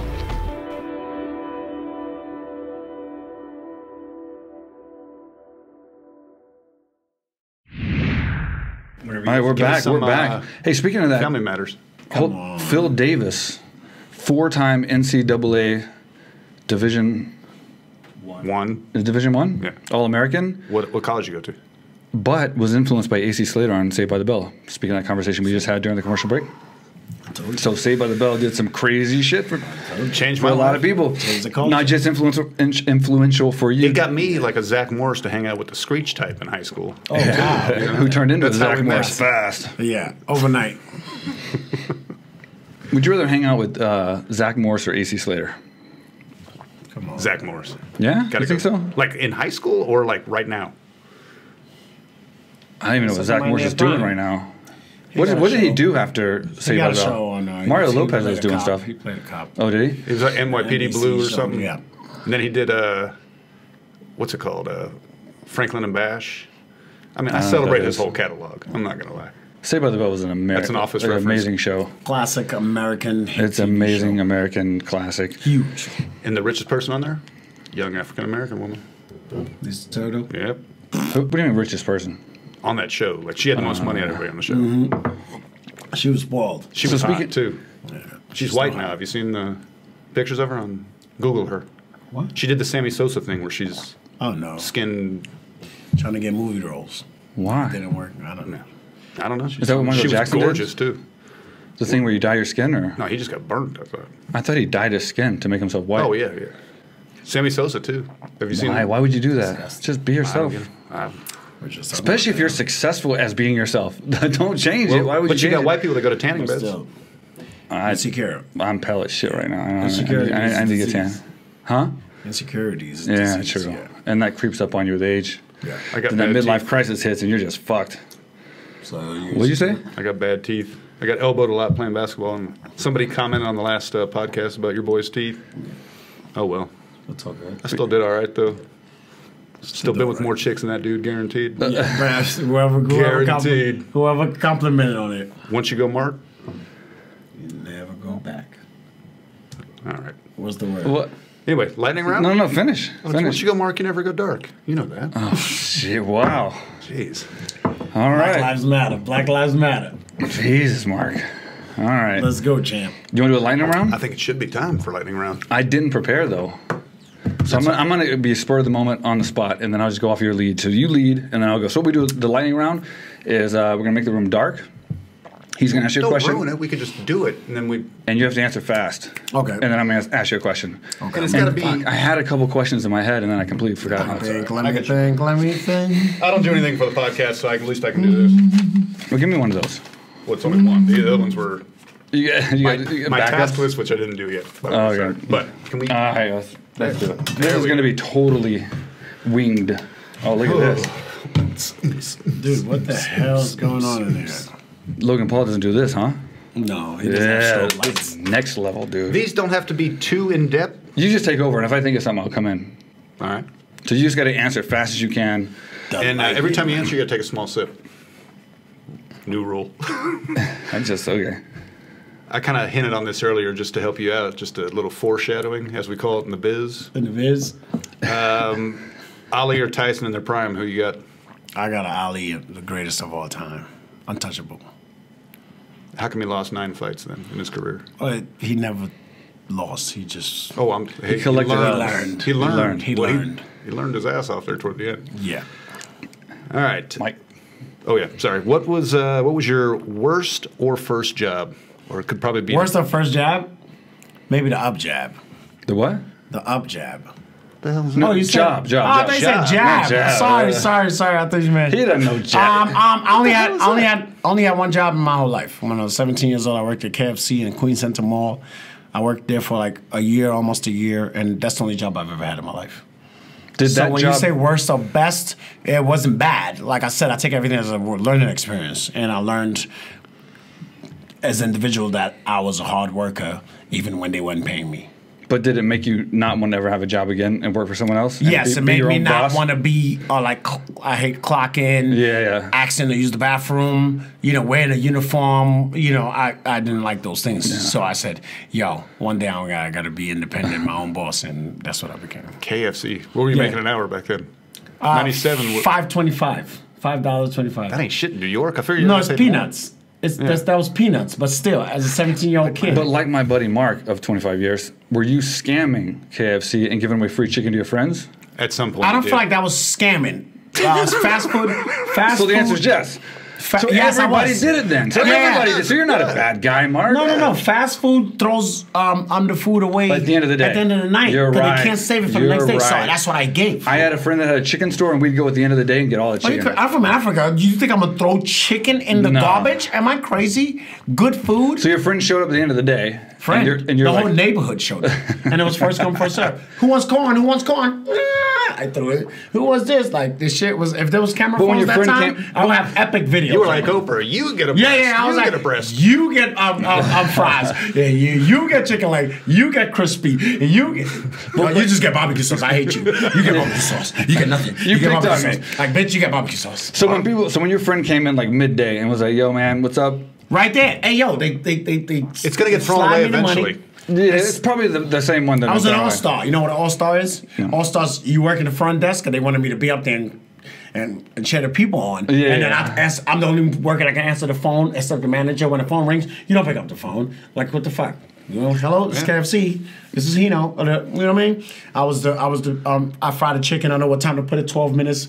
Rotisserie chicken. You know what I mean? Like, could you do it right now? Could you go right now into a KFC and run that? Yes. If they never changed the machines and the system, I'll run it. I know how much flour to put on the chicken. You know what I mean? I knew how to what time to put the mashed potatoes. I know all that shit. I'm gonna say it's the same grease from back when you worked too, because some of that shit is terrible. Just saying. There we go. I don't eat KFC because I got over it, but that was I don't know if you call it best or worst job, but it taught me how to. It showed me like work ethic. I mean, start. I knew how to work. You know what I mean? In the system. Let me ask you one question real fast. When is the most starstruck you've been in your life? Like where somebody contacted you or you talked to somebody and you were just like, holy shit. Alicia Keys. Alicia Keys. Yeah, when she called me and said, yo, man. She called you? Yeah. She was like, yo, we got to train. You know what I mean? And her husband, Swiss Beats, a great guy. He's like, yo, man, my wife upstairs, she's coming down right now. I was like, she's coming down. Like, I'm going to get to see her for the first time in my life in person. Holy shit. I used to buy this kid's album. More than Drake and Usher and Kevin Hart? I was super starstruck. 2015. Really? Keys, yeah. Wow. Did she ask about me? Huh? Did she mention my name ever? You can't. Only twice. Okay. Twice. Slow night. You can't be too starstruck with guys. But you can be starstruck with females. My biggest starstruck was a guy, but yeah. Yeah. See? I didn't kiss him. Like I'm a huge fan. Mine's right now. Yeah, exactly. See? This is the moment. But did you handle yourself good, or I thought it was me. Were you stuttering and like fucking up? No. At the end of the conversation, were you like, I fucked that up, or did you say I handled that perfect? No. I'm always confident in being myself, so I'm always myself. I don't try to watch what I say. I just say it. Yeah. You know what I mean? And if you like it or not, I don't care. You know what I mean? So thank God, I never had that problem. Like, let me watch what I say. Maybe she doesn't like cursing. I don't worry about those things. I just do what I say. But I'm very I'm cordial and I'm an adult about it. If I just met you, I ease my way. But, I don't just put 100% of my personality into you. A lot of people have to learn that. That's a humane skill. Yeah. So you don't just put everything on them. You know what I mean? You just met somebody. So you ease your way to it, but you still be real. And you're not like, oh, my God. But afterwards, you were like, Beyonce. What the fuck? Yeah. I'm burning inside. I'm holding it until I get into the fucking Uber or get into my car. And I'm like, wow. Fun fact. He can vouch. They know the story. I almost went on a blind date with Kelly Rowland in 1998. Wow. Just so you know. See. So beat that. I can't vouch for that, but yeah. My grandfather said, "Almost cannot kill a bird." How does me and Greg vouch for that? Because I've told you the story. Because you told us the story, we can vouch for it. I lie about a lot of shit, but not that. She would have went blind when she saw you. Though she's like, "Oh no." Once you go, Mark. Not today's. But you have to get her to that stage. What is it? It would have been Mark's Child. Would have been the name of that fucking band. All right. Here we go. On a scale of 1 to 10, how good are you at wiffle ball? What? 11. What? You actually know how to play wiffle ball? 11. Two shocked answers. You familiar with wiffle ball? No. Yeah, wiffle ball. Google it. No, I know what it is. I mean, I'm not I can't. It's baseball, Talk but it's about a it. fucking plastic bat and a plastic ball. Why would? It's mad fun when you're a kid. That was the third question you came up with? No. I mean, I'm going out of order because it's in red ink and I can't see it. Like, I'm going to that one next. Look at this. You try to read that. Read that. All right. Then that's chicken scratch. Okay. All right. All right. Do you know how to salsa dance? No, I don't.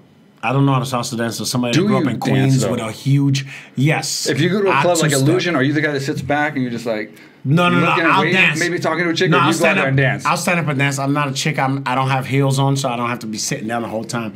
So I'm having fun and I'm having a great time and I'm checking out the scenery. I see everything, no matter how big or small the club is. Trust me, I see everything. Be like, yo, there was this girl last night with the pink dress. I'm like, yeah, pink dress, and that's number 7. They're like, how do you see that? I'm like, I see everything. You know what I mean? So you just go in there and start dancing. I bring the game. Just start I go looking in there. around. I'm looking around. I'm checking out the scenery. Yeah. You know what I mean? I'm fishing or not. I've never been a dancer, bro. I'm so embarrassed. Yeah, I sit back and nothing happens. Yeah. No. I'm shaking. I'm not fucking doing head spins, but I'm. You're not breakdancing. No, I'm not. I'm just. I'm like doing. I do the like. I'm grooving. I grew up in I'm grooving. Texas, so I got like this thumb. Yeah, I don't even do that. And if it's my birthday, I'll definitely have to dance because my energy moves the whole room. Yeah. Damn. So No, yeah, I'm used to it. I'm a 6'5" white guy. I don't dance. Oh yeah. I sit down more than Christopher right Reeves. feet. Oh jeez. Okay. 2 right feet. You familiar with Christopher Reeves? No. All right. Well, he was Superman? No? Okay. All right. Do you consider the spelling bee a sport? No, it's not. Well, then why is it on ESPN? I don't know, because like maybe they have a good contract or something. It's not a sport. A spelling bee is not a sport. Do you train for the spelling bee? You study for the spelling bee. You don't train. This is your brain. Yeah, you don't train for the spelling bee. You don't fucking run 20 miles and be like, I'm getting in shape for, hey, what are you running for? I'm training for spelling bee. Like, Okay. Do you train for NASCAR racing? No. Yeah. You get in a car, you drive around. Just like you But you practice do that every spelling. day. Just like you practice spelling. yeah, but there's something involved. It's not a physical thing to sit there and do Yeah, this. but where's it considered a sport at? There's not like it's in the It's on Olympics. ESPN. Is it a sport? The Or a spelling bee competition? is on ESPN. Yeah, Really? ESPN just shows sports. Facts, but it shouldn't be on And ESPN. spelling bee. It should be on something else. Now you were a boxer. Yeah. And you competed in boxing. Boxing's your whole life. My whole life. Takes That's all I nothing know. away from boxing, this question. Yeah. When you watch fights, do you think it's more exciting to watch a boxing fight or a high-level MMA fight? I think it's more exciting to watch a boxing fight because I've been to both live, and I don't know the MMA Even fight. like a Conor McGregor-Khabib fight? Yeah, that'll be like I was there too live. You made it to A lot of Khabib, Times. Connor? Yes. Damn. A lot of times, and I had to duck and when they start throwing chairs. I got it on video. I don't know. When I watch the MMA, and no offense, but a lot of times I would see like I would start to feel like I'm watching a street fight. Yeah. You know what I mean? Does that make sense? So do you like when it goes to the ground? Is that what it is? You don't like it when it goes to the ground? You like I the do. striking. I You do. appreciate it. I know you. But I really appreciate it. I like the technique. No, you've been When standing up somebody's- your whole life. Yeah, when somebody's like in a chokehold and they squeeze their way out of it, I'm like, wow, that's amazing. You know, You've just been boxing for fascinated so by, like, long, Woodley. you understand it better. Yeah, like when Woodley was fighting what's the name? What's the kid from London?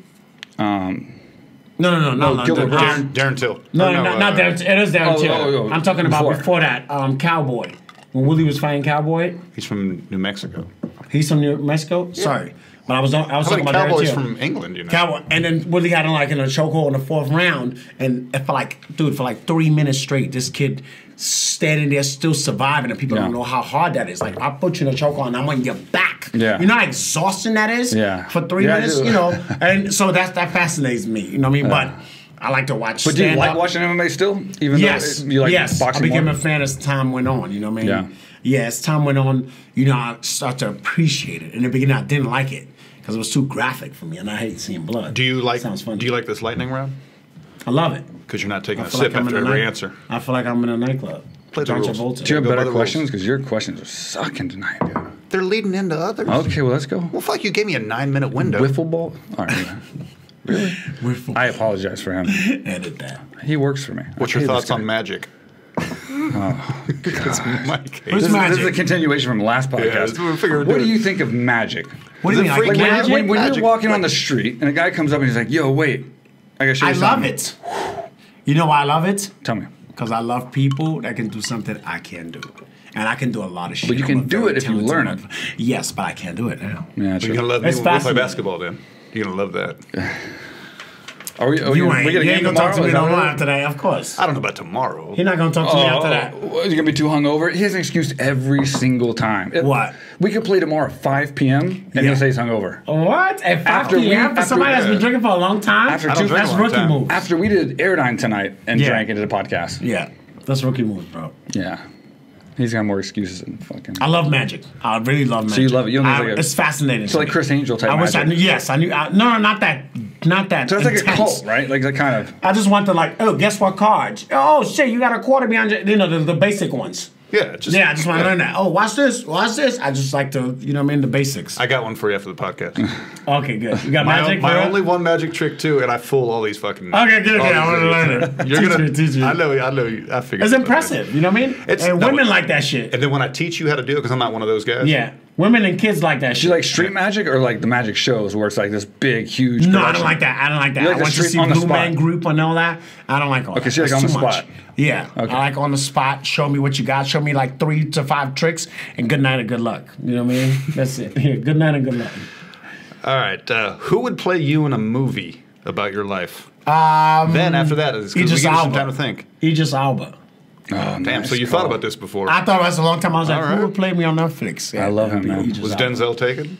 I don't know if Denzel I see he did do Hurricane. Idris. Yeah, Idris Elba, one of those guys. Yeah. What's his name that played Black Panther? The main guy, Chadwick Boswick. Yeah, Chadwick Boswick. Yeah, Boswick, yeah. Like one of those guys can play me in. So somebody athletic, somebody. Yeah, somebody around my age. Who is the best combat sports athlete? Like the most dangerous pound for pound fighter. Combat sport athlete.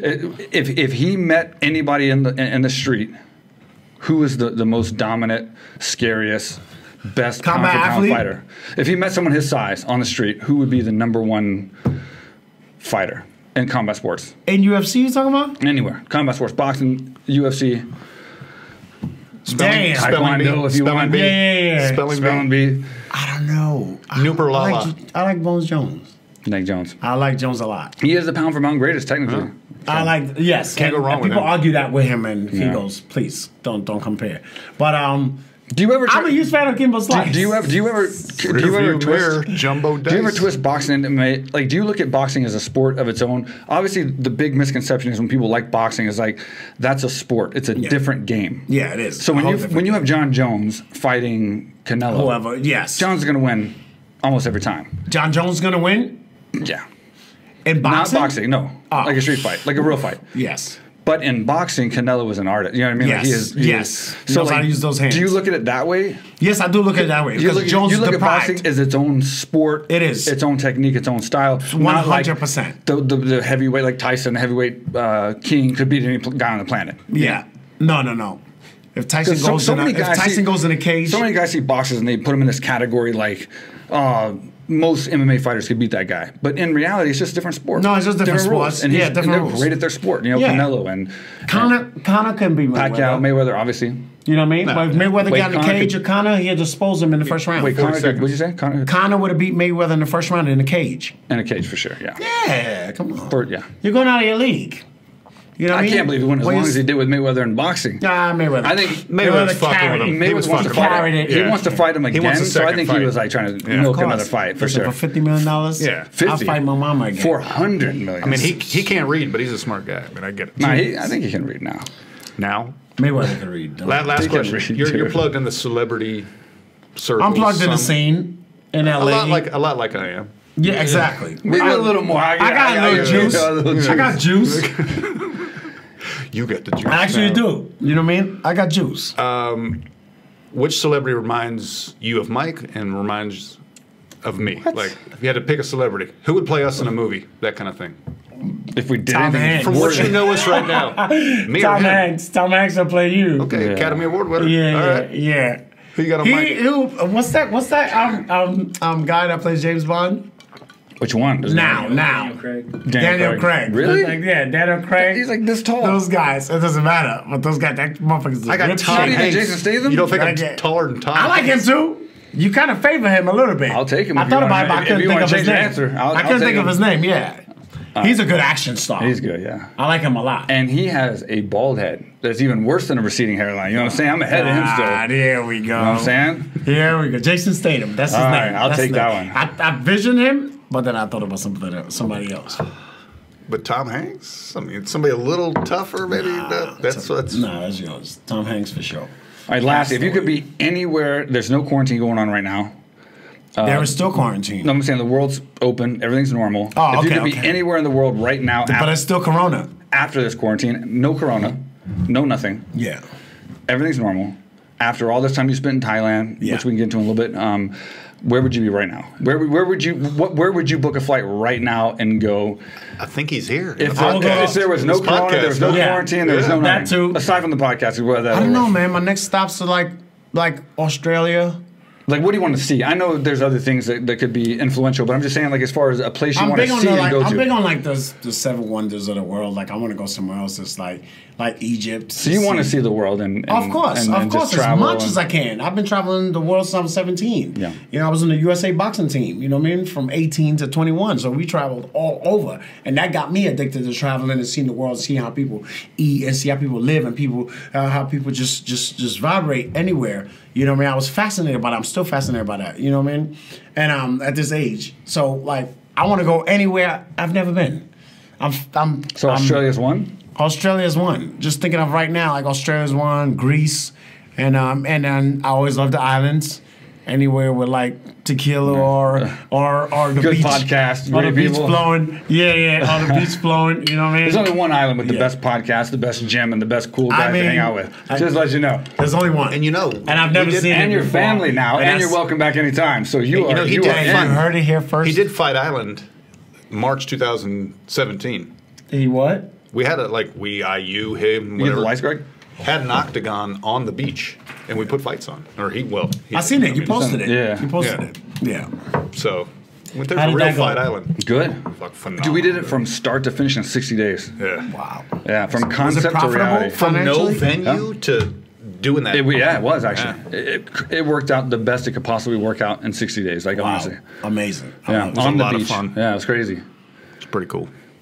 So before we get into Thailand, I'm going to get into that real fast. But before we get into Thailand, is there any story that you can tell of a top celebrity that's a crazy story that you had? A moment that you had with a top celebrity, like a Drake or an Usher or somebody that you can tell, Kevin Hart, something that you can tell him without getting in trouble. Is there? If I have to tell a crazy story, I can't drop the name. Only me. Don't get in trouble. This person's gonna know. Like, can I'm talking about them. Can we guess? No. Or you can tell a story and not say the name, and then we can just hear the story. I've seen a lot of crazy shit. But there has to be some wow moments hanging out with guys like that, dude. Drake, Kevin Hart, it's such a Usher. good time. It's all good times, man. I haven't seen nothing like negative, like on my two eyes, like, oh, that was fucked up, or I'm shocked that person did that or said that. You know what I mean? It's all positive. It's all positive. I ain't gonna lie. It's all, and I'm not just saying that because we on the thing, but it's all positive, man. Everybody's just, like I said, I don't hang around negativity. Right, positive people for sure. Yeah, so if I'm like I'm just using rappers. If I'm a rapper and he got like this big entourage and I'm not feeling them, and then I'm like, oh, this person has a weapon, or whatever, but. So there's got to be some crazy story want to be around with one of these celebrities that they don't mind you telling, where you did something that you could never do with like us. Damn. Like going somewhere, doing something, getting in somewhere. It doesn't have to be like controversial. It doesn't have to be controversial. Yeah, just something you did with one of these guys, these A-listers, that that you couldn't do with like someone like us. You know what I mean? Like, okay. That's a good question, and just the best answer I can give. I felt like where you were just like, wow. Man, I felt like awesome. when Kev came to New York City. I was like, damn, them tickets are expensive, but I want to see him so bad. I'm such a huge fan, and I didn't know him that time. And then when we went to Manchester 2018, I'm like going to the arena with him. I'm like, yo, a few years ago I couldn't even buy tickets to see this guy. So that would be something that falls in that kind of category. You mean when you hang out with him and actually? I'm like going. He's like, yo, you in the lobby? I'm like, yeah. He's like, come on, we're ready to go to the arena. Can you do an impression of him? I'm like, do his voice. Can I do an impression of the guy? Come on. He's always yelling. He's like, yo, Hino, come here. What are you doing? Stay down. Take it. You know, like he's. That's good, dude. He's always like hype, and I see it every day. And then goes for Drake too. Like I remember, like November 2018. It's a crazy story. I was telling people that I'm like November 2018. DJ Spade, who's a DJ for Drake. I know him for years in New York City, and he's like, yo, I got your tickets to the show, and I said, yo, how many? He had a few, so I was like, yo, my man, thank you. You know what I'm saying? Like, yo, I'm bringing these girls, and I was with these girls at the Staples Center, and at the what's the other one? Not the Staples Madison Square Garden? No. And I said New York. The Forum. The Forum. Oh, Forum. It's the old Staples Center. Yeah. Oh, no. But they still do concerts there, so I'm outside waiting. This is like November. Yeah. LA is not cold, but it's still like if you stand outside too long, you're like in November, you're like, God damn, these girls got skirts on. I don't give a fuck. I got patience than a motherfucker. I'm the most patient motherfucker you ever meet. You know what I mean? So I'm like, dude, where you at? He's like, yo, dude, you know there's traffic, getting to the stadium. I'm trying to do my best. I said, yo, I'm waiting. The girls keep complaining. I'm not bitching.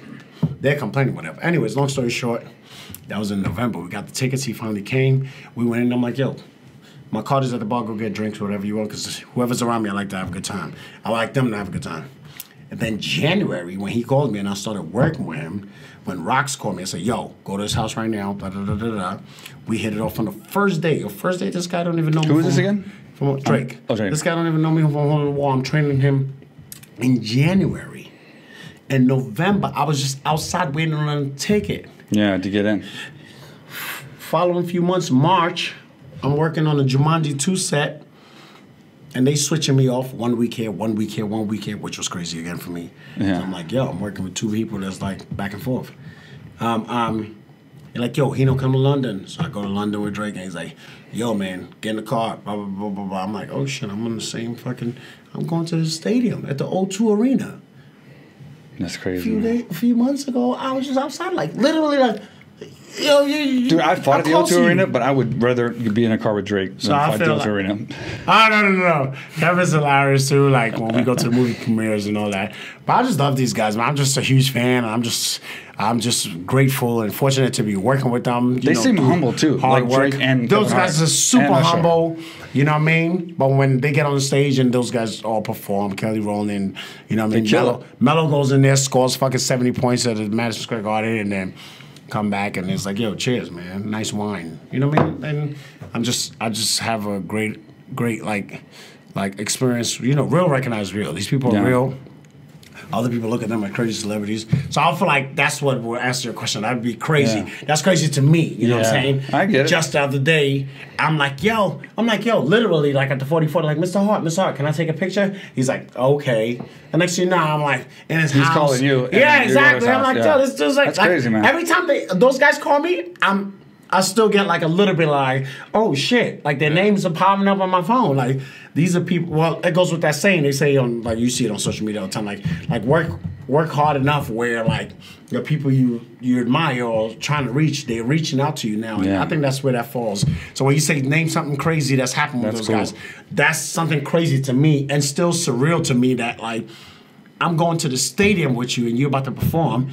And just a few months ago, I was like, I couldn't get a ticket. I was like standing outside, literally. And I'm never ashamed to tell that story. I don't give a fuck. Yeah. You know what I mean? Because like, that would be one of those crazy things. Cool. You know what I mean? Like crazy things like to be on a private jet with them, to just be a part of the entourage. That's cool, man. Yeah. And I would never even say I'm an entourage.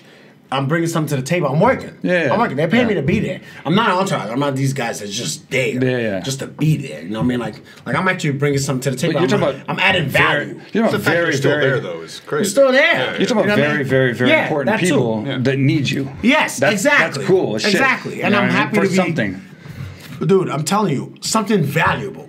Yeah. You know what I mean? Like I'm not just I'm not the weed man. I'm not the you know, like some bullshit ass job. Like they don't go on the private jets. Like, I'm not the fucking weed man. Like I'm not the those guys get on the fucking bus. Like it's the hotel. They just stay 2 days because we're flying there. You know what I mean? Those guys don't get those privileges. You know what I mean? So when you get the privileges, no, seriously, I'm just naming like bullshit jobs that people have. Like, oh, this the girl that like, if any girl acts up, she's the one that fights them. I'm like, that's a gig. Like, this girl comes on the road with y'all to fight, girl? Like, you know what I mean? Like, this is the girl that goes shopping for us. Just the girl that goes to bring pizza for us. You know, those kind of things. Like, I'm like, those are not real jobs. You know what I mean? But those guys are not doing nothing. They're just happy to be rolling with a celebrity and to get the perks of it. Even the bullshit perks. Like, we'll stay at the 10-star hotel. You know what I mean? And then those people that, like, are not getting paid, they'll be, like, at the Motel 6. But they still get, the tickets and stuff like that. And I see it all the time. You know what I mean? But I'm just happy to be there to be of value and be like a significant like position in their lives. You know what I mean? Like, well, without naming a name, has one ever disappointed you? Like when you met her, you're like, ugh, or her, like it's kind of like, oh man, this is not. No one has disappointed me because to get disappointed, you got to live life with expectations. I don't live with expectations. You know what I mean? You make your opinion of people when you meet them. Yeah, no one can disappoint me. I have to get there, meet you in person, talk to you in person. Like, you only get disappointed when you live life, especially like, oh, I seen this guy's Instagram. Man, he's there. Oh, he's the best boxer. You get there like, what the fuck is this shit? That was just for Instagram? You know. So I don't get disappointed. I don't live with no until I meet you in person.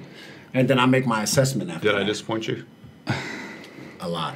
I will say this though, like, because you told me you can beat me in basketball. I was really disappointed. That hurt me in my chest, man. Like I said, we can go. No, we still got. We got a light on the court. I will say this though, like being and fighting and training with people and stuff like that, it's a lot more intimate. So like, I totally see what you're saying about the entourage versus someone they need. Yes. But even further than like, I mean, I don't know a hairdresser or someone else that does other jobs. I don't know how that is. But as a fighter, when you train with people, it's an intimate thing. Dude, it's huge connection. There's a lot of bonding there. Dude, it's like when I'm massive. training with people, whoever they are, there's always like a cool camaraderie bond there. So that's cool that you get to do that with such big people, man. It's people that it's a good big job people to that I'm a fan of. Yeah. I'm still a fan of all these people. Yeah. You know what I'm saying? I still help them famous or not, though, you still. I mean, that's what I like about you. I'm just a fan. You know what I mean? Like, I'm just happy to be here.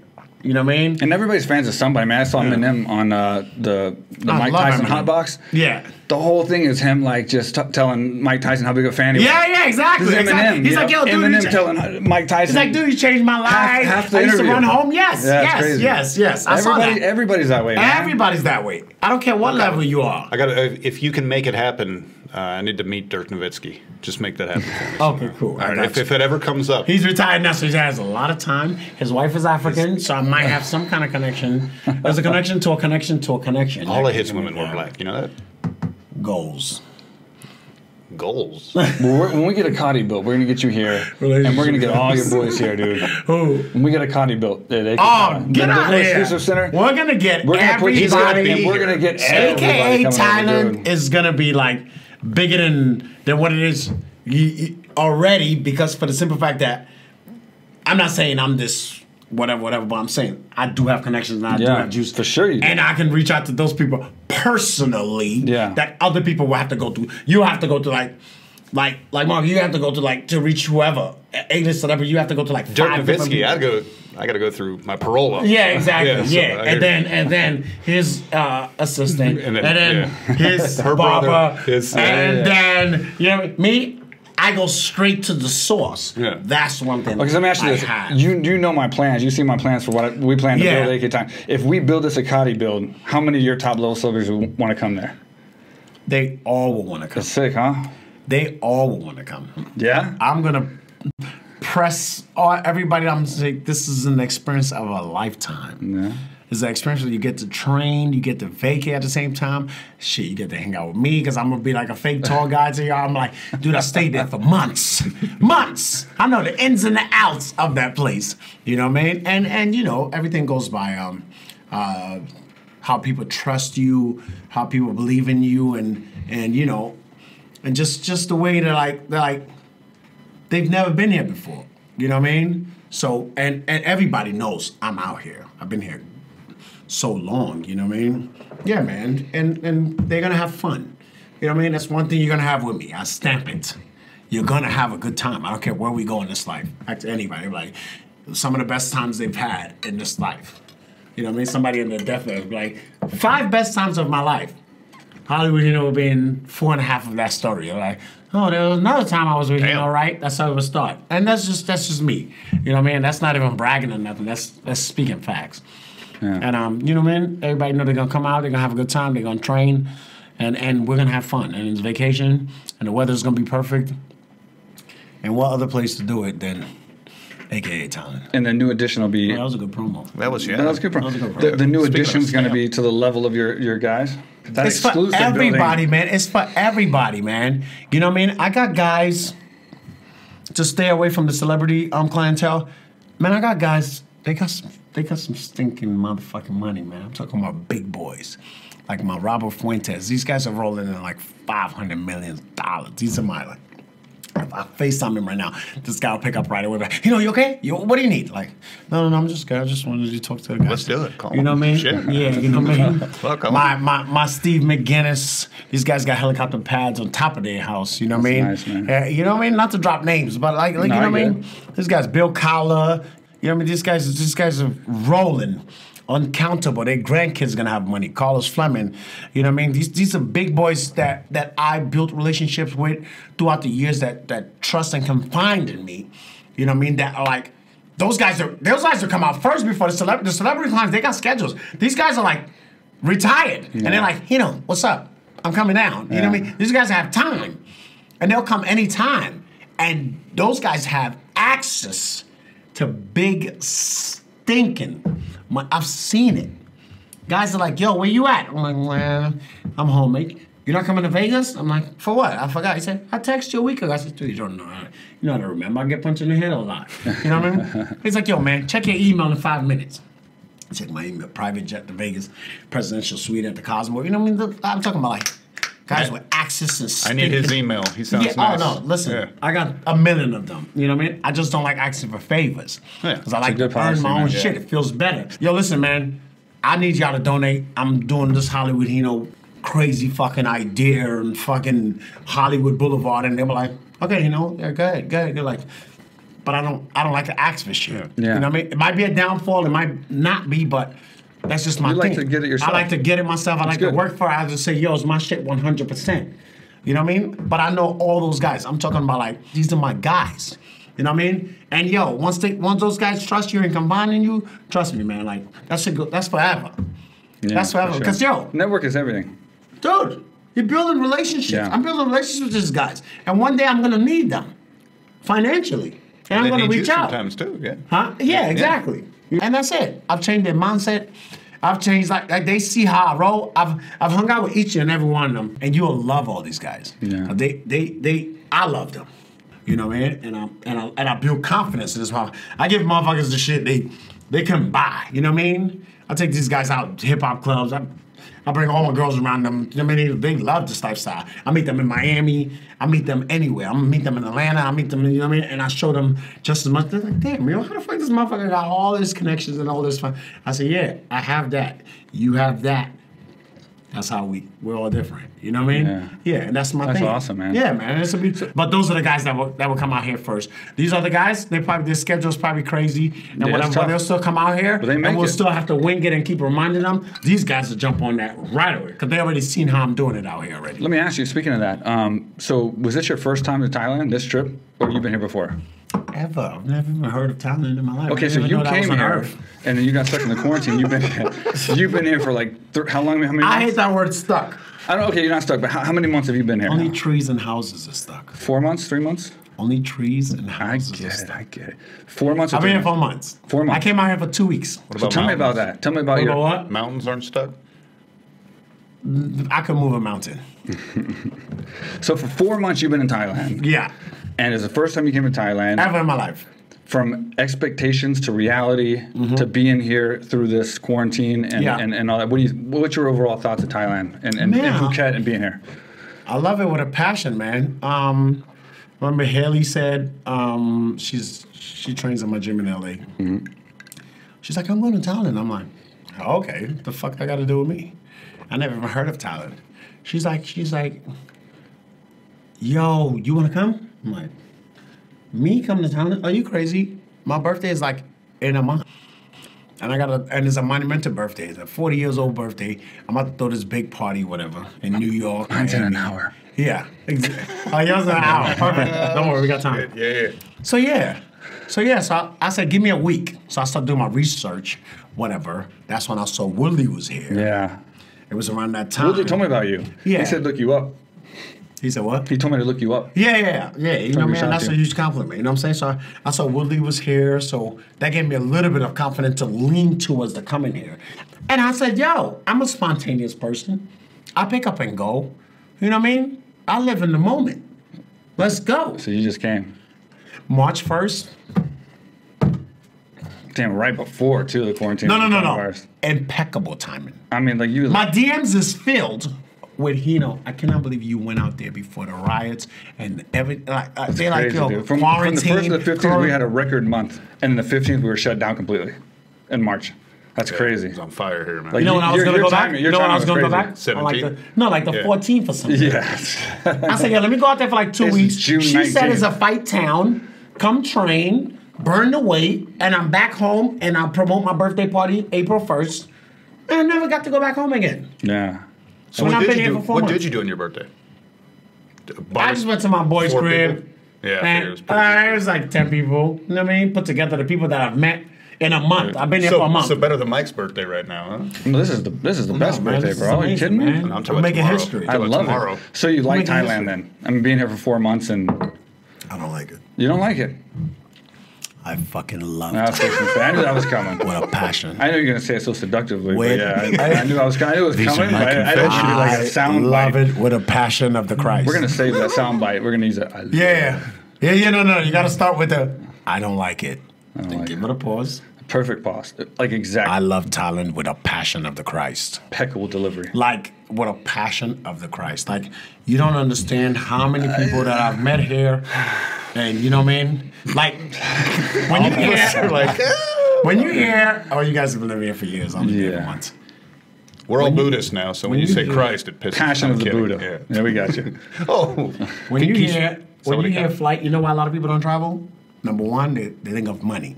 Yeah. They think so many trips are so expensive. They don't know They like don't realize some the memories some are of the so things. much more important than the fucking money. Then they go And some of spend them you cut corners and you use your juice. And you're from LA, or you're in LA too. So how expensive is LA? You go out for a weekend, you could spend what it costs to come to Thailand in a weekend. Dude. It's crazy. How much have you spent This whole today? trip- Today, you haven't spent a single dollar yet, have you? Today, No, I haven't. That's crazy. That's what- Thailand No, I is a haven't. crazy. Yeah. Yeah. and we're having a good And every time. few you know? days you We're having spend a like great time. $60 or $100. I literally right? haven't spent. No, in LA I spent like probably over $1,000 a day. It's crazy. Literally. Yeah. We got to Of put your course. deposit down for coming Or on the podcast. $500 a day. before you're Yeah. done, so, Thank you. We're gonna Send need the that invoice. 5,000 back before. I'll you send you the invoice. Don't worry. But yeah, like think about like even a month in Thailand. I spend that in like a few hours just landing in Vegas. Just landing in Vegas. Money just starts to come out of your pocket because, dude, you're like, oh, swipe, hotel.com, whoop, whoop, whoop, whoop. Oh, let me go buy an outfit for tonight. I need, the fight is tomorrow, Saturday night. Oh, I need to, you know what I mean? Like, It's crazy, yeah. when you think about that, that's the number one thing people don't travel. The second thing people don't travel, they think about the hours on the plane. Yeah. And you want to know the third and final thing that saddens me about Americans? And please make sure to cut this in. It saddens me. A lot of Americans don't have passports. Really? Really? Are you serious? Nowadays? Are you serious? I Are you serious? I'm surprised, yeah. My first Yeah. trip That's true. overseas. Greg agrees. My first trip Really, overseas. They don't even have a driver license. don't even get there. Soundbite number 2. Don't even play yourself. I say, yo, you're born in America. I'm from Africa and I have a blue passport. Yeah.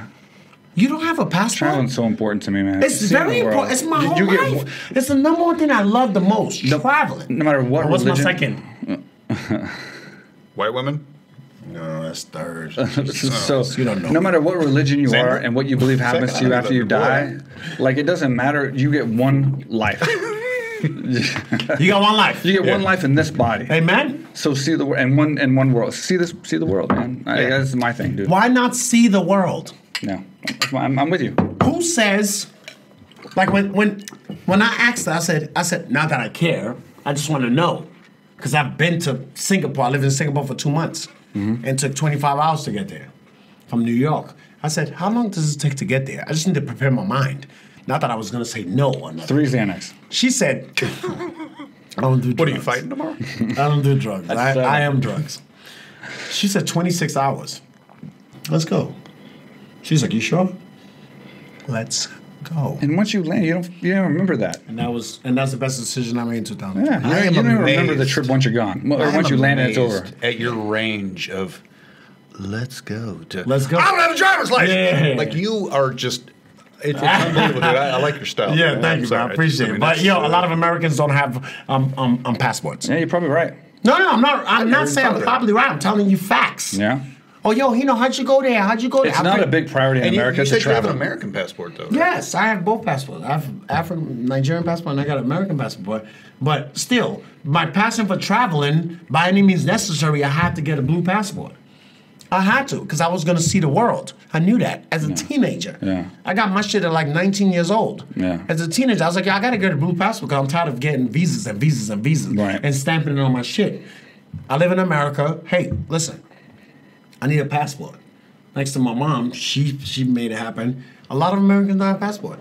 And that stops them from going, that stops them from seeing anywhere. Yeah. I don't know how many people I communicate with don't have passports, but I do know a lot. Like, everybody's like, dude, you're having so much fun in Thailand. It looks amazing. Yes. I wish I could go. And I'm like, just come. I get that? And the next question, or the next comment after you should come is like, oh, but I got this, and oh, but I got that, and which oh, is but I got this. It's always excuse. Which is meaningless. I will say, going on your behalf, like 90% of people, that's their reaction. It's not like, I'm going to come. 90%. That's sad. Aside from people that email us and everything. But my friends and stuff, it's like, you know, I gotta like do this. I gotta do this. Me too. But you've been doing that for 20 years. Me too. Did the memory change? You go to Thailand, you got memories that's gonna change and last forever, for even 2 weeks. You know, I'm gonna brag about this shit when I get back home. You know how many people are gonna ask me like, dude, I've never taken a vacation longer than probably like.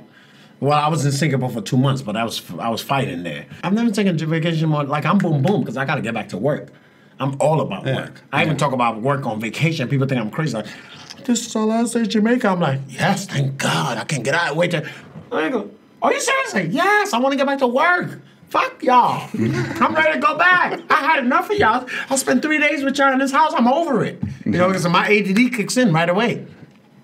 But this like 4 months on a vacation, I would never forget this shit for the rest of my life. And it was a monumental time where like I didn't mean to escape quarantine and COVID-19 and the riots. I just got out of there. You know what I mean? Yeah. And look where you landed tonight. And those people that didn't come on this trip, that if I would have told, I didn't tell nobody. I just left. Those people that wouldn't came on this trip, if I told them they was going to Thailand, they'd be like, whoa, I have to work. And then I would have came here and they all never went to work. Yeah. They all never went to work. And they all hit me up and said, I wish I would have came with you, Hino. I wish I would have came with you. I said, look, y'all not even working. The only thing y'all talk about, y'all only excuse for not traveling the world, but I got work. Y'all not even doing it. You home. Yeah. Playing with your balls on the couch. Watching reruns of Seinfeld. Eating tacos. Seinfeld. Yeah. That's one of my Never favorites. seen it, actually. Never seen Seinfeld. Seriously. Not a fan. What's the deal? So you watch Friends? Because it was either or. I like Friends better than Seinfeld, yeah. I have. I'm not a... It was either or. I just don't like Jerry Seinfeld. He's not funny to me. I love Am I the only one? It's like Will Ferrell. No, Will Ferrell's not funny, just so you know. Yeah. No, Will Ferrell's But not what do you funny. think is funny hilarious. about him? On the floor, dying laughing. Yeah, hilarious. So and Seinfeld, horrible. he does like he does like a stand-up part of the show, right? Yes. It's never funny. It's the same thing. Yeah. So what is funny about him then? What do you find funny about Jerry Seinfeld?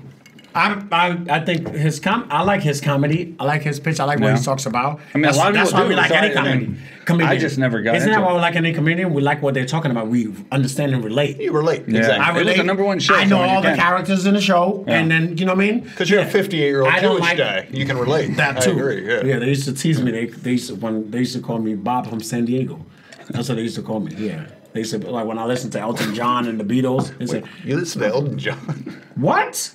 Are you crazy? Wait a minute. Okay. What a passion. I love Elton John. All What the right. fuck is wrong with you? What's your favorite song? Rocket Man. No. I heard your, what? Levon likes his money. Never heard that song? No. Levon? I think that's Lil Jon. No. Yeah. Daniel, my brother. Yeah, I know that one. Older than me. Come on. Did you see the movie Rocket Man? Or is that what it is, Rocket Man? Yeah, it wasn't as good as Bohemian Rhapsody, though. Candle in the Wind wasn't as good as that. Did you try to copy that? Did you cry when Candle in the Wind comes on? The Marilyn Monroe song? No, it's not Marilyn Monroe. Yeah, it's for Princess Diana. No, it's not. Oh, good call. Shit, you're right. Good call. Good call. Wow. I got a John tattoo on my ass, man. Come on. No, what? But that's how much of a fan I am. Facing you or facing away? No, but it was for Princess Diana. That's right. That was my mistake. Yeah, I'm lost. When did Princess Diana die? Yeah. You don't listen to that kind of music? No. August 31st, 1997. Old school rap. I mean, new school now, but I came up with old school rap. Yeah, we're all Tupac. Old school rap. Tupac, yeah. Oh, 90s. I walked out the ambitions of a writer for every single UFC fight. 15 fights. Wow, that's great. That's an obsession. Because like you, kind of like you, I trained at a boxing gym in downtown Houston called Main Street Gym. Yeah. Reggie Tate, or Frank Tate, Thomas Tate, Reggie Johnson, and then Evander would come in. It's like a downtown gym, just an old vintage, like real deal, rugged, like garage, like gym kind of thing. And is Atlanta close to Houston? Nobody would come in. Evander was in 6 hours. 6 hours. Oh yeah, that's close. And then yeah, I was just a nothing back then. It was like I was like 18 something years old, and I'd go there and work on just boxing. And we would just like we work with the amateur boxers, and like we would just get beat up, and like we were just beyond nothing. But he was learning. And Reggie Johnson would come in with like his, I don't know if it was Escalades back then or something, but he had the nice cars. And Frank Tate, Thomas Tate, they were like something, right? Yeah, when they came in the gym, money. it was like, ooh, wow. So that's when like I was like, man, I want that. Like I want to be able to walk into a gym or go to a fight and people be like, dude, that guy is a good fighter. Yes. You know, whatever. And the music they played all the time was old school rap. And the #1 song that I remember from those days they played the most was Ambitions of a Writer. Yeah. So when I walked out to my fight, when that song came on, that would bring me back. Like now I'm walking out to 20,000 people in front of, you know, millions on pay-per-view, whatever. Wow. And like that song brought me back to the day when I was like just a complete nothing in a gym, getting beat up with Airborne, with Paul, and just sparring. And like, so it just like brought me full circle, and that motivated the shit out of me when I walked out every time. So I was like, every 15, all my 15 UFC fights, I walked out to him. Are you familiar with this Tupac fella? Come on, man. I mean, when you're not listening to Elton John. Cultures. Yeah, I know you. I mean, all cultures. Yeah, man. Everybody, man. West Coast music, Houston rap. You don't know anything about Houston rap. Crazy. I was just playing for my boy the other day. He didn't even know who Scarface was. You can't name 4 Houston rappers right now. Scarface. I'm not gonna say Bushwick Bill because like they on the same group. You know, he's from New York. Mike Jones. Yeah. Who else I like? I like a Slim Thug. Who else I like? Who else is from Houston? Travis Scott's from Houston, but he's new. Let me go old. Yeah, let me go old. Paul Wall's not a rapper to me. Oh, that's racist. No, he's not. He's not a rapper to me. Huh. Well, he's not a country musician. Give you one more. Who was good from Houston? UGK. Come on, dude. Oh, shit. How did I forget? Sorry. UGK? You know what I'm talking about? Little Flip. You know, I lived on. Anyway, we'll talk more after. That's what I was thinking about. Yeah. So I didn't think of pretty deep. UGK legend. Don't let the light skin fool you. No, deep in the streets. You grew up there. Of course you know the rappers. Duh. I'm all the way in the East Coast. Once you go, Mark. Oh, stop. Okay, so I do ask you one question. What good and terrible? I got to ask you, what is, so you're obviously having a lot of success right now. You're training a lot of big guys. Am I having a lot of success? Why do you say that? You're traveling the world. Because you're living. I'm traveling the world. Because you're living. There's levels of success. Amen. I know billionaires that don't have 10 free minutes a day. Do you know what I mean? Wow. That's not that freedom. That lack of freedom to me isn't success. Well, you know what sleep's for. But my question is, what is your end game? Like, what is it that you want to do at the end that you're the most passionate about? I want to train motherfuckers on outer space. Outer space. Yeah, I want to do shit that like nobody's ever done. Damn, that sounds out of this world. Like on the space I station? want to do pads in space, like just float around. You know what I mean? Like shit. You know, like Vincent Henderson was on the podcast, and he's trying to send his little boys to Mars. Yeah. So maybe we can work. Yeah, I'm telling you, man. Go up there and do pads. I've already done it. So being a trainer is what you want to do for. I want to. No. Like in 10 years. 10 years, come on. That's what I'm saying. What's your end Maybe game? in 10 days, I'm probably not going to feel it anymore. You know what I mean? But the end goal, I don't think like that. I don't think like that. There's no end goal to me. There's no end goal to me. I just keep living. I just keep exploring life. I just keep finding new ways to because there's different levels of happiness. Yeah, right. People don't know that. There's different levels of happiness. So like I gotta find another way how to be more happy than what I am yesterday. You know what I mean? I gotta find another way how to be more wiser, how to be more aware of myself. You know what I mean? Like I think that's what I work on every day. You know what I mean? Like how can I up the ante? How can I push the envelope now? You know what I mean? Get to the next level. How can I wow the audience? How can I wow myself? Because people watching. People watch me every day. Yeah. You know what I mean? Whether it's 2 people, whether it's 2 million people, they're watching. You know what I mean? How can I push the envelope? You know what I mean? And that's just what I think about every day, you know? But still stick with the same format. Still stick with, I'm big on laughter. You know what I'm saying? I'm huge on laughter. Because a day without laughter is a day wasted. You know what I mean? I'm huge on, I gotta laugh hard every day. You know what I mean? I gotta motivate the culture every day. If I post something about traveling, or I post food, or I post whatever my experiences with all my celebrity clients, I'm just trying to uplift and motivate and inspire the next Hollywood Hino that's coming up. When somebody meet a great trainer, or when the great trainer is training somebody, you know what they say to that trainer? They're like, yo, keep working, keep at it. You might be the next Hollywood Hino. That's what they say to them. So I have to keep the ante. I have to keep motivating the people, giving them something to look forward to. And that's what I do every day. So when somebody say, yo, when's the end goal? There ain't no end goal. I'm doing this shit forever. And whatever else I feel like doing next, business-wise, because I'm at an age now where I got to go, you know what I mean? I got to make a lot of money. Because I've done fucking put my life and my freedom and everything on the line this long. You know what I mean? It's time somebody's gonna cut the big check, and that's coming. Yeah. That's pending. Mm-hmm. You know what I mean? And that's it. They just paid me for my greatness, and I earned it. Yeah. I'll be damn somebody come up to me and be like, God damn, you gave that motherfucker too much money. I'll be like, sit down. Let me tell you what I've done in my lifetime. Sit down. Since I was 16, let me tell you what I've been doing. You know, and that's it. And that's the next step. I just want to be able to take care of my family. I've done it all. I don't care for the Rolexes and all that. All that shit is over with. The cars and all that, we did all that shit. You know what I mean? Right now, I'm just trying to pass it down. And take my moms and the whole family and the 21 nieces and nephews. Well, 22 now. I just had another one 2 weeks ago. Damn. Yeah. You know what I mean? 22 nieces and nephews and take all of them on one vacation. And I'm like, I'm good. I go to Bahamas and buy a fucking little 2-bedroom house. I'm not big on dogs, but I have to get a dog so I don't fucking lose my mind from loneliness. A cat or a dog? Yeah, a dog. Cats, come on, man. Cats don't have the personality that I like. But yeah, so you know what I'm saying? And that's gonna be me. That's gonna be me. And one day I'm gonna retire the game. They're gonna hang my jersey up at the fucking Madison Square Garden. They're gonna be like, this guy, he earned it. You know what I mean? He was the greatest of all time in whatever category they're gonna put me in. Mm.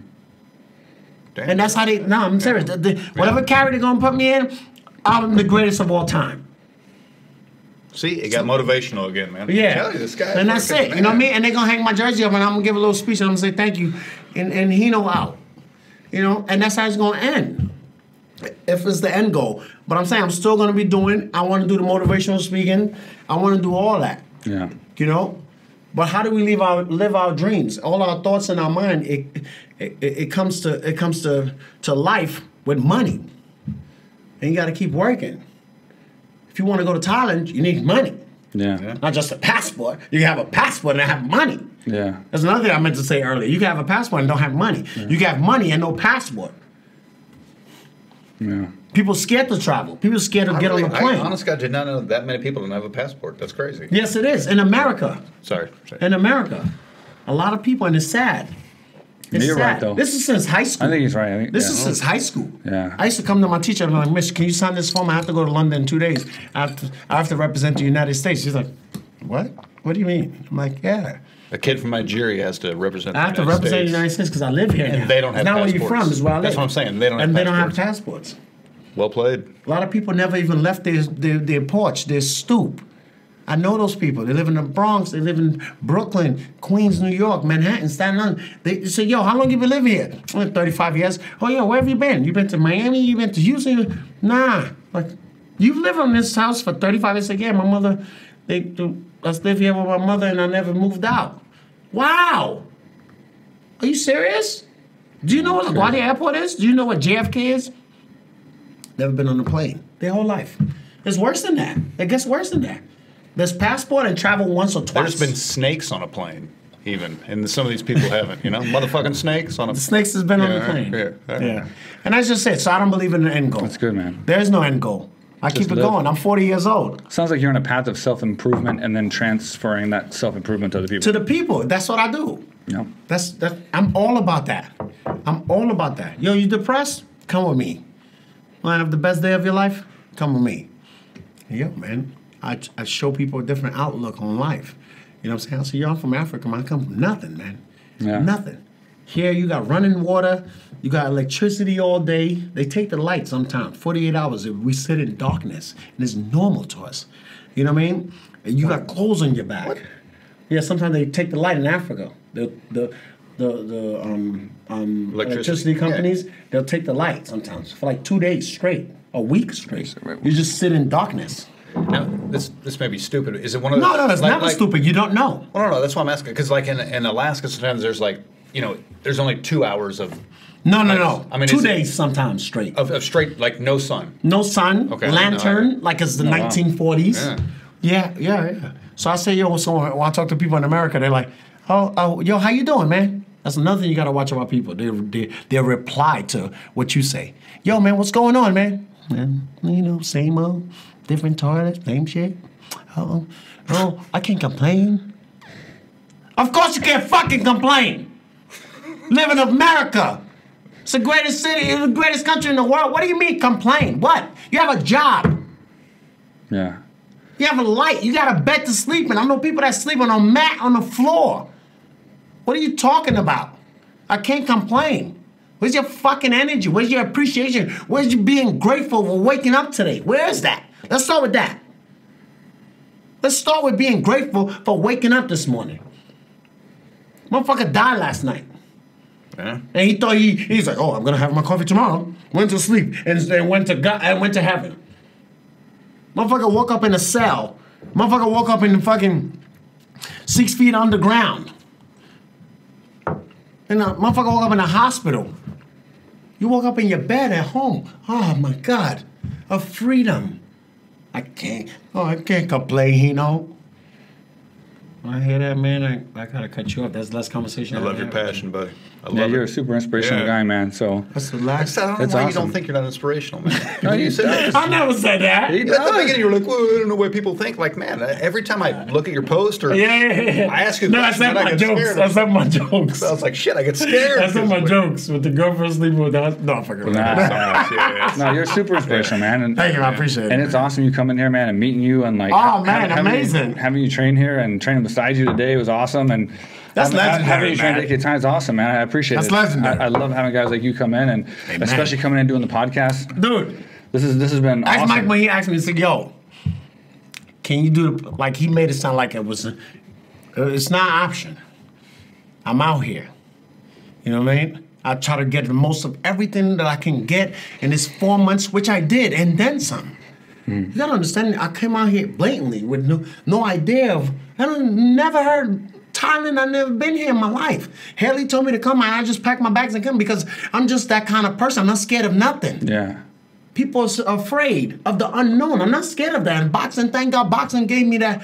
That's one of the best things boxing has given me. I'm not scared of nobody. I'm not scared of nothing. And I'm not scared to fail.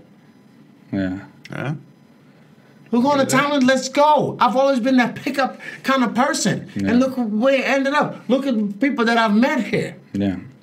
I would have been home right now. Like, fuck, I wish I took that trip with Haley. I would have been regretting that. And I told you already, I don't regret shit. I would have regretted this trip if I didn't take it because of the shit that's going on back home right now. Yeah. It's nice to avoid that shit. Yes. So, yeah. Look at that. By mistake, I avoided it. Literally. I'm out here. I'm like in the villa. I'm like chilling. People are like, what are you doing? Why are you outside? I was like, what do you mean while I'm outside? There's no quarantine here. It's like, what? You don't have no quarantine? Like, yes. It's like, oh my God, we've been home for like a month. I'm like, I know. I see it. I speak to my family. I know what they're doing. You know what I mean? Yeah. I escaped that shit by mistake just because of my non-fear and zero fucks of the unknown. I don't care. What's the worst that's going to happen to you? I never traveled before? I've never seen people. I've never met people I don't know before. Yeah. Well, what are you scared of? Yeah. How you can live your life in a box? In a box. I'm with you, dude. In a box. Small blessing in They've disguise, never been nowhere. They got no stamps. I'm on my 3rd passport. Yeah. They don't have no stamps on their passport. And they're worrying about a job, and people that I would have told to come here, they're worrying about a job that don't even care about them. Once you get fired from a job, there's like 100 people on the waiting list. They get hired right. They take your plaques down. Like before you even get to the subway, oh yeah, the whole room is clear for the next guy that's coming in. Yeah. Yeah. Ain't like, oh, I don't want to come because I don't know if I can have any more sick days. I'm like, bitch, you already sick. You sick already, bitch.